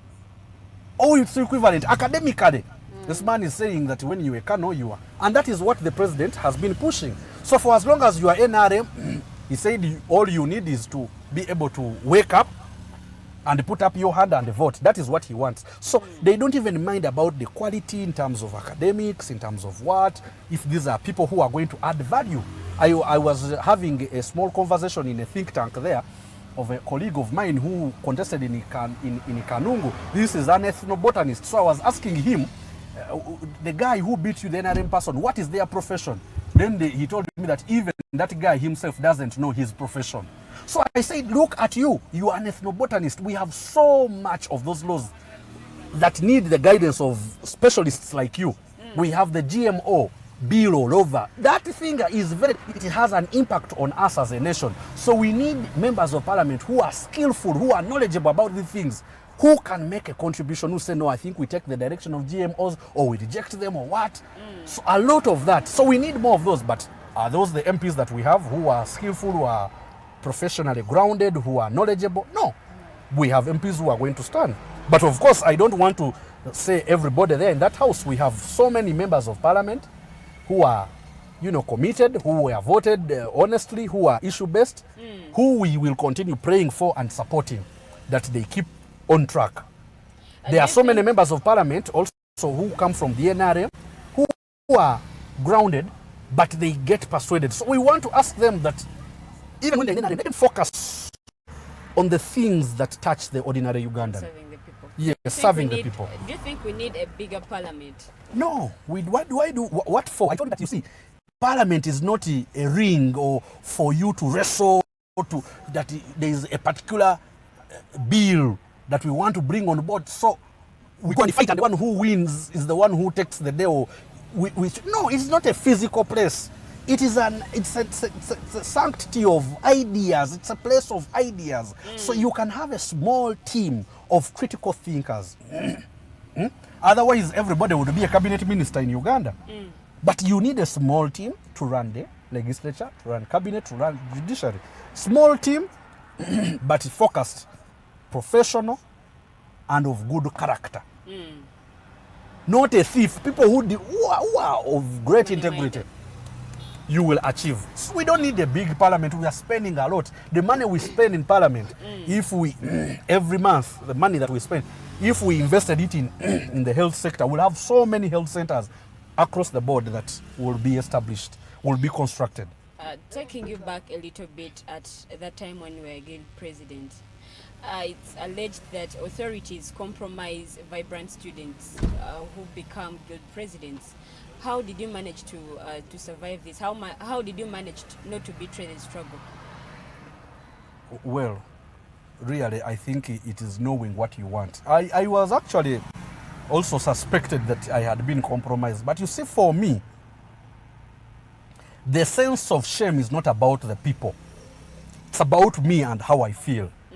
Yeah. So for me, a person can say anything, but if I believe in something, I don't realize. I don't know. Because you see, during our time, we had a lot of demonstrations, a lot of strikes. And of course, the Inspector General of Police, then Kayihura, would come campus. And certain times we needed responses. So that is how we would have engagements with him. Say, no, we have to do this. Make sure that you talk to those guys in government to fix this. And we'd engage with him. But you see, even when we engaged with him as leaders, or me as a guild president, it did not take away the fact that this country is being mismanaged. I have come from a humble background. Becoming guild president does not change who I am. Does not make me forget where I have come from. I used to tell the young people that that I met during the election, and I'll tell them that for me the most successful story would be me looking behind and seeing an empowered lot that I have made a contribution to. So if I have come from this kind of background, and I get to guild president, it doesn't make me any special or any better. My desire is to make sure that the people that come after me are better. So I know that this government has made a contribution to making sure that people suffer. So I cannot go to the NRM. What has changed from what what has changed? Nothing has changed. So that's why for me, I kept focused. It was about me and my conviction. It wasn't about the people. You see, sometimes people engage in politics during the day, they're in opposition. In the night, they engage with other people. Those people are there. But you see, for me, it is about me and a conviction and what I believe in.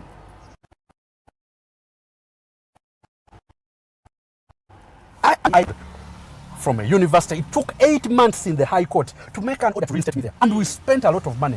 How many students in Makerere there can make a contribution to court, can pay money to lawyers to go and defend them when they get suspended? Yes. Very few. So that is why when I went to Makerere, one of my desires was that I think we can reduce on the strikes. Yeah?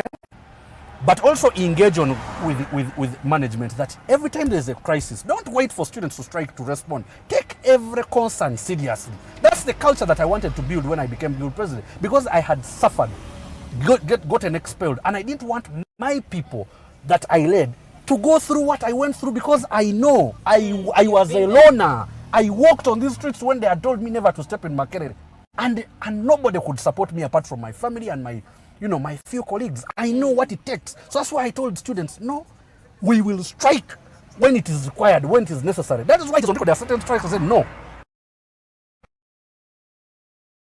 I think this we are with management, and I am very glad that during my time, because I used to engage, mine was to talk, hostile or not.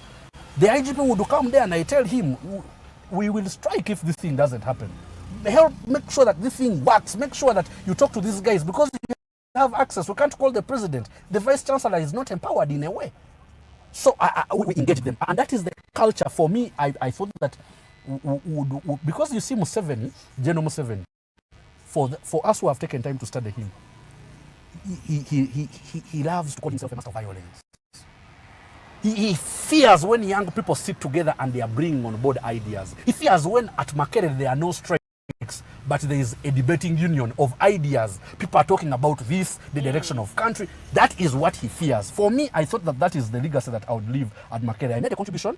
It was not successful, but that is the direction that I wanted to take. And it costed me, because people started thinking that this guy he's a ball, or he has been... No! Because you cannot buy me, not because of people, or not because people voted for me, but because of my convictions, the things I believe in, the country that I want. Because I know that I have been here alive. Don't you think that I can be a very great leader? I can even be a prime minister. Yes. But I know that because of this regime, we all of us with whatever we hold and talents and gifts are sat on. So we've got to make sure that we liberate ourselves, that we can be in a position where our potential is made manifest. That's where my other question comes in. Are you leading demonstrations, strikes, and all that you did at campus? Were you doing this to pave way for joining politics? No. I think... because we've seen many activists, as time goes by, they resolve to politics. They leave the activism and then they just join politics. So it's absurd that people do activism to be seen so that they get a sympathy vote. You see, that's also bad politics. If it is in opposition, when that team takes power, you can be sure that they cannot be any different from Genome 7. To do activism simply because you want to be seen and be given a sympathy vote. No. For me, I believed in aggressiveness, in being assertive when I joined the campus. And that explains why I participated in those demonstrations. And by the way, when I'm in a demonstration, I am focused.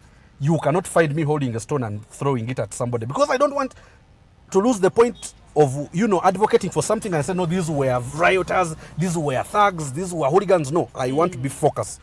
And that is how I engage in my demonstrations. But I also thought that we would take another approach when I became a guild leader.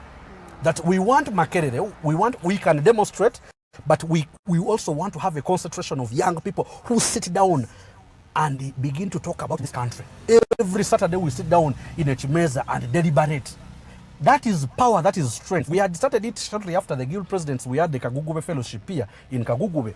And we would sit, and let me tell you, there was nothing that was terrorizing or traumatizing this regime as young people from different political backgrounds sitting together to chat away. Because that's what used to happen. These guys of Genome 7, they used to be in Dar es Salaam there and meet with leaders and talk about Africa, the Africa we want, what can we do? Because your consciousness are made deeper. You awaken your consciousness. When you get into something, you are doing it because you believe in it.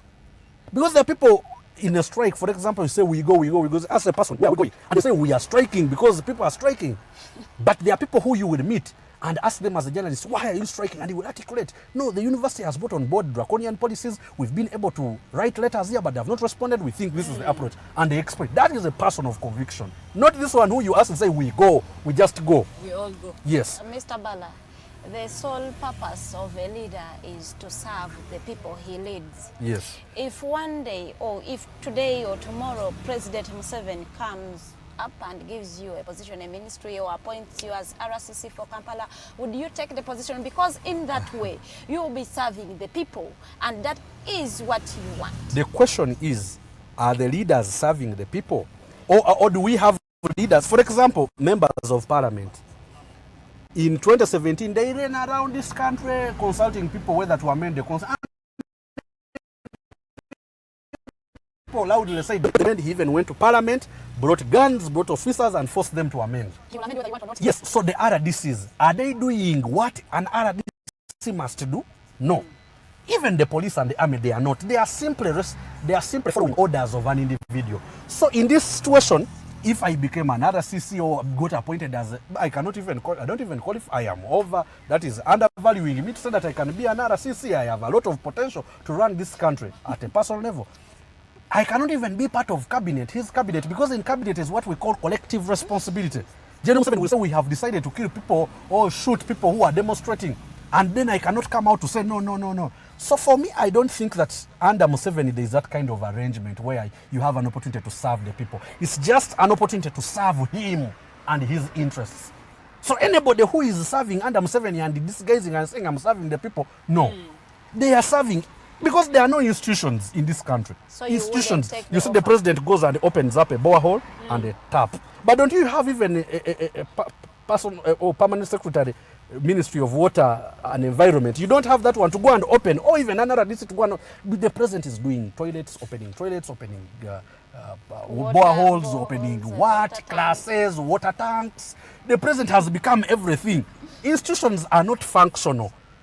Therefore, everything is about him. A person wants to invest in a hotel, you go and see the president. These are investors in what? You go and see the president. There's a proposal, young people want to go and dig or grow maize. The only person you can see is the president.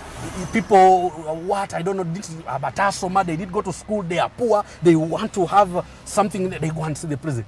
There are programs, Ministry of State Minister for Microfinance, these programs, the Myoga, Minister for Youth. Why don't they meet these people? They are simply powerless, they are just there, they are not serious, they are not serving the people, they are serving the interests of General Museveni. So for me to be appointed would be that I have accepted to serve his interests. His interests are to stay in power, to ruin this nation. No way. I cannot be part of that kind of arrangement. Mr. Bala, what's your take on the way the police handles activists? You see, it's very absurd. We've gone around this country talking about it. That we have men and women who have, I have friends in the forces who go out of their way and say, I have a passion, I want to go and serve in the forces. I think this is my calling. And they go there. And what they meet there is anarchy. They go there, they begin to operate under very funny orders.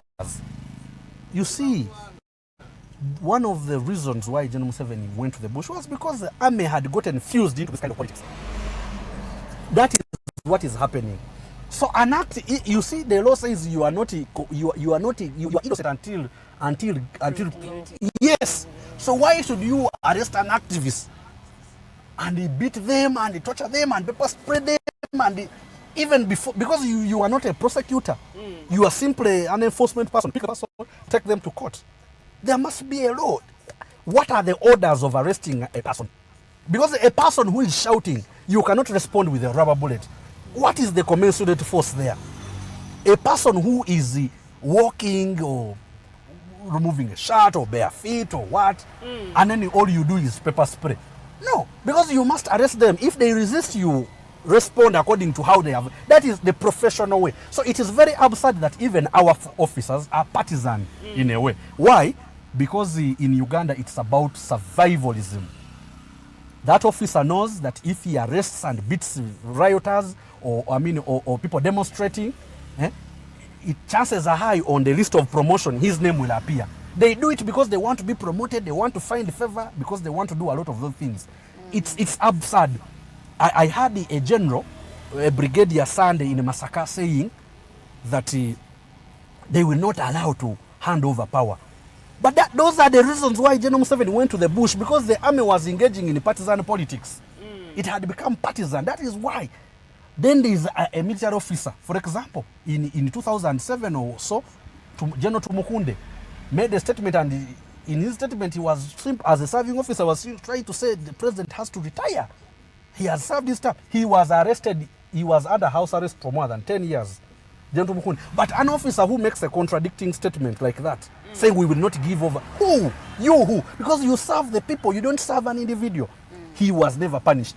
So it's very absurd that our army and whatever, they operate, it is partisan, they operate because they want to be promoted, they want to find favor. It is the only way of surviving.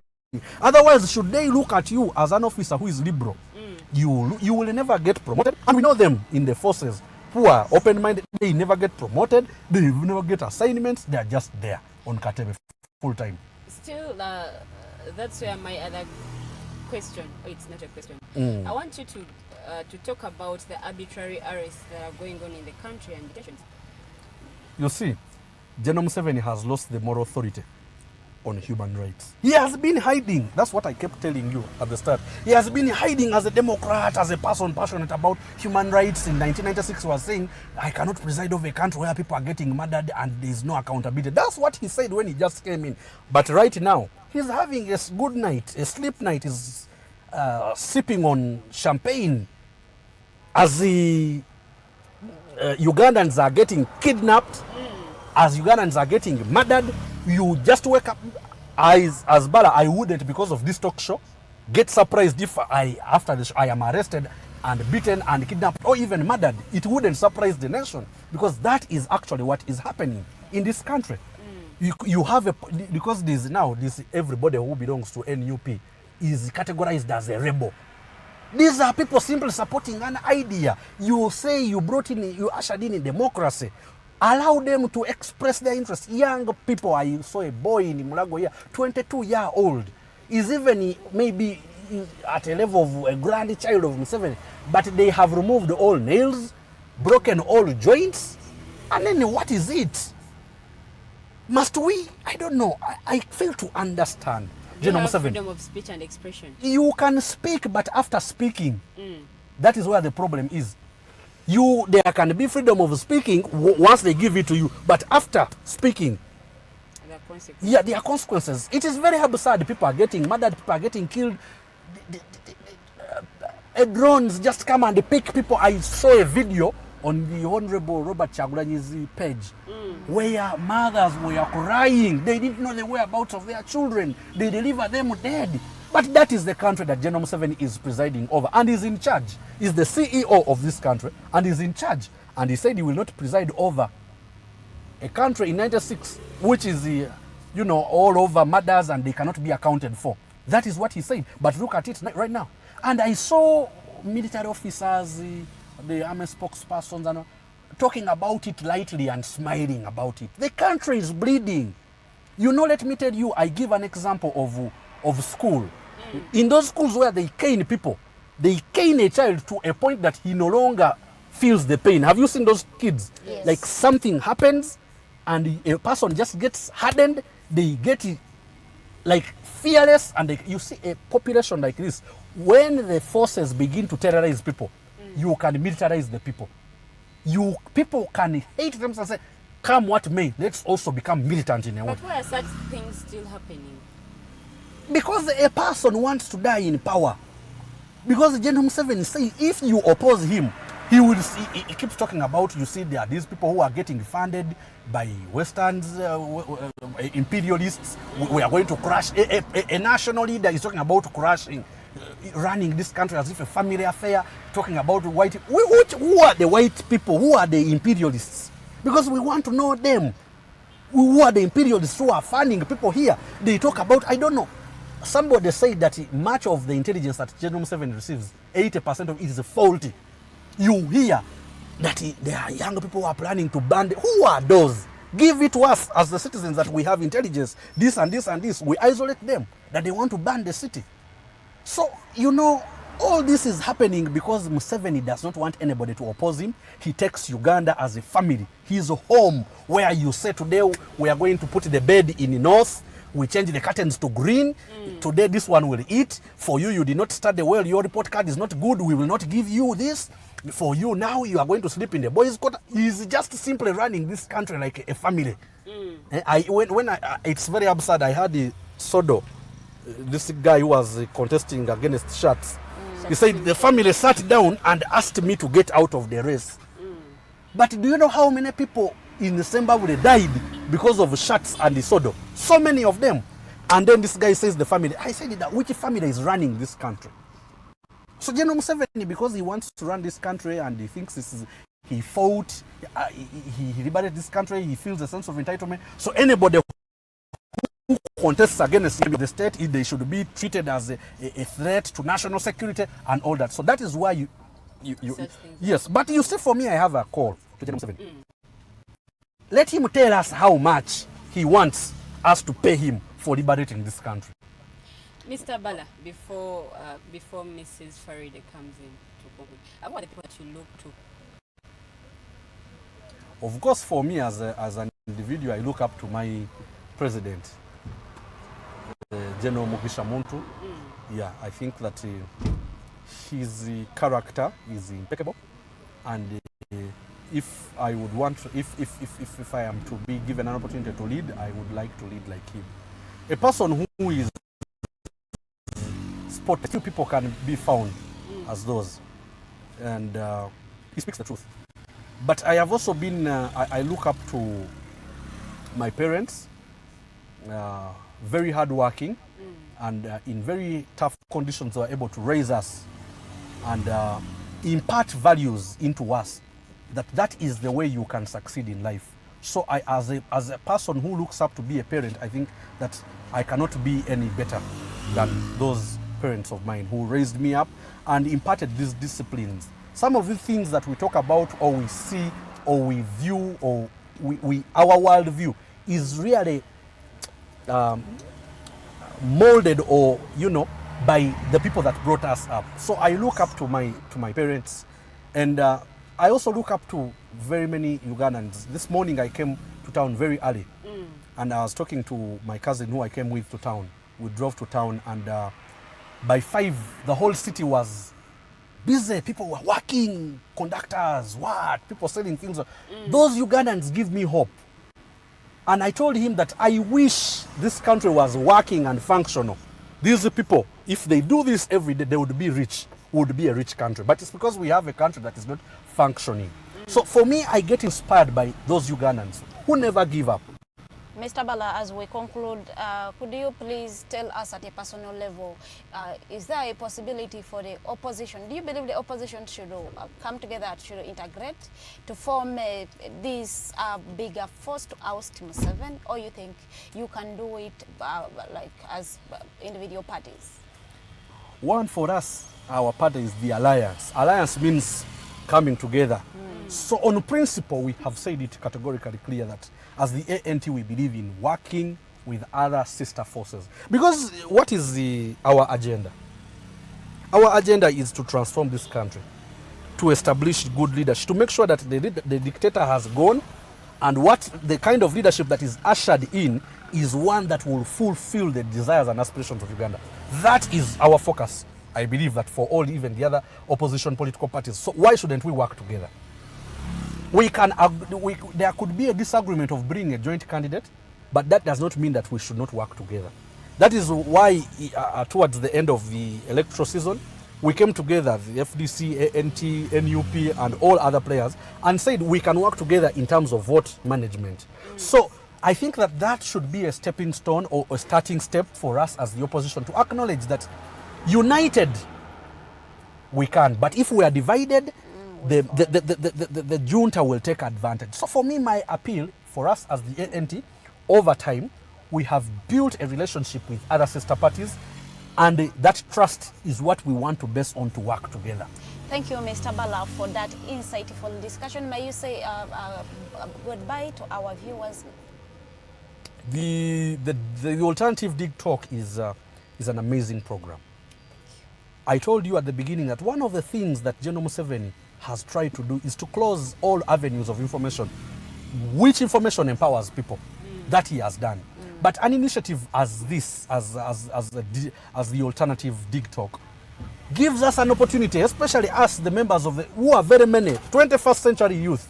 We sit down on these talk shows. Every time you host, I am always online, and I listen in. I get inspired. The other day I saw you hosting the retired Justice Kanyehamba, and his views are those that are very empowering. This is a great opportunity. This is a great platform.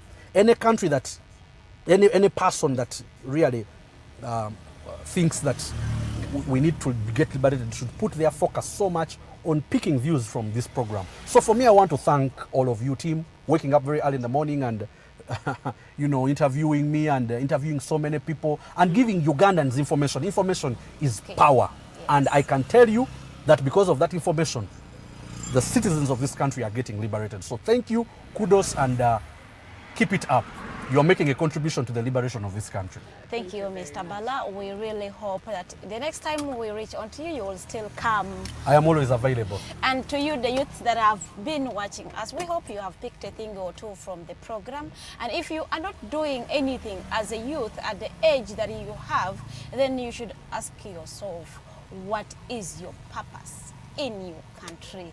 I am Farida Bikobere, one of Sisukawa. I've worked with Omumbejja, Luwedde, Lilian, Mokosei Arnold Anthony in the control room, and then Elizabeth Musitwa on the camera. Jeremiah Muchibi yatuvuze olunaku lwa leero ate yatuwadde introduction yadde Kaluhanga Edgar. Thank you for the updates. Abantu abamu naye tebasoma mpapula, tebasoma mawulire, naye ate ovaayo nobagabu update obaddewo mawulire. And then just to say, omwami Justice Byabakama yagenzeeko muka holiday. Yawumuddemuko. So people were asking me a lot of questions. She's the acting chairman. Isi. And I'm like, which mivuyo? I do not know any mivuyo. Anyway, see you tomorrow at same time, 7 to 9 p.m. Have a good day.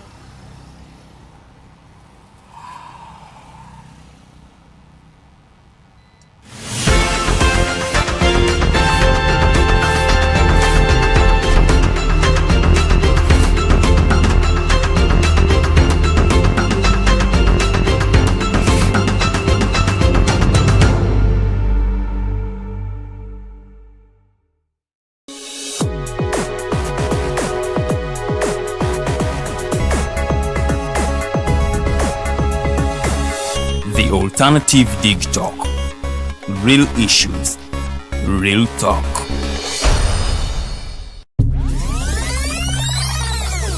Uganda is born again. Mubirabye.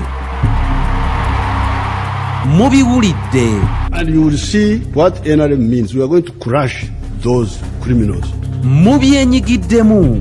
We are simply peacefully telling our people, say no to rigged elections. Ebimu mubitegeera.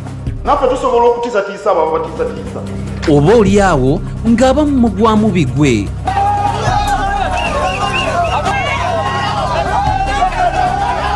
Yabaffe byava ku ki? Era kyova olaba baatukolera ne constitution esinga obusiru mu nsi yonna. Bino n'ebirala birindirire buli lwa Sande okuva ku ssaawa 11 okutuuka ku ssaawa 1 ey'akawungeezi n'eyaliko Katikkiro wa Buganda Oweekitiibwa Dani Muliika ku program Eriiso ly'omukulu ku Facebook page The Alternative Uganda.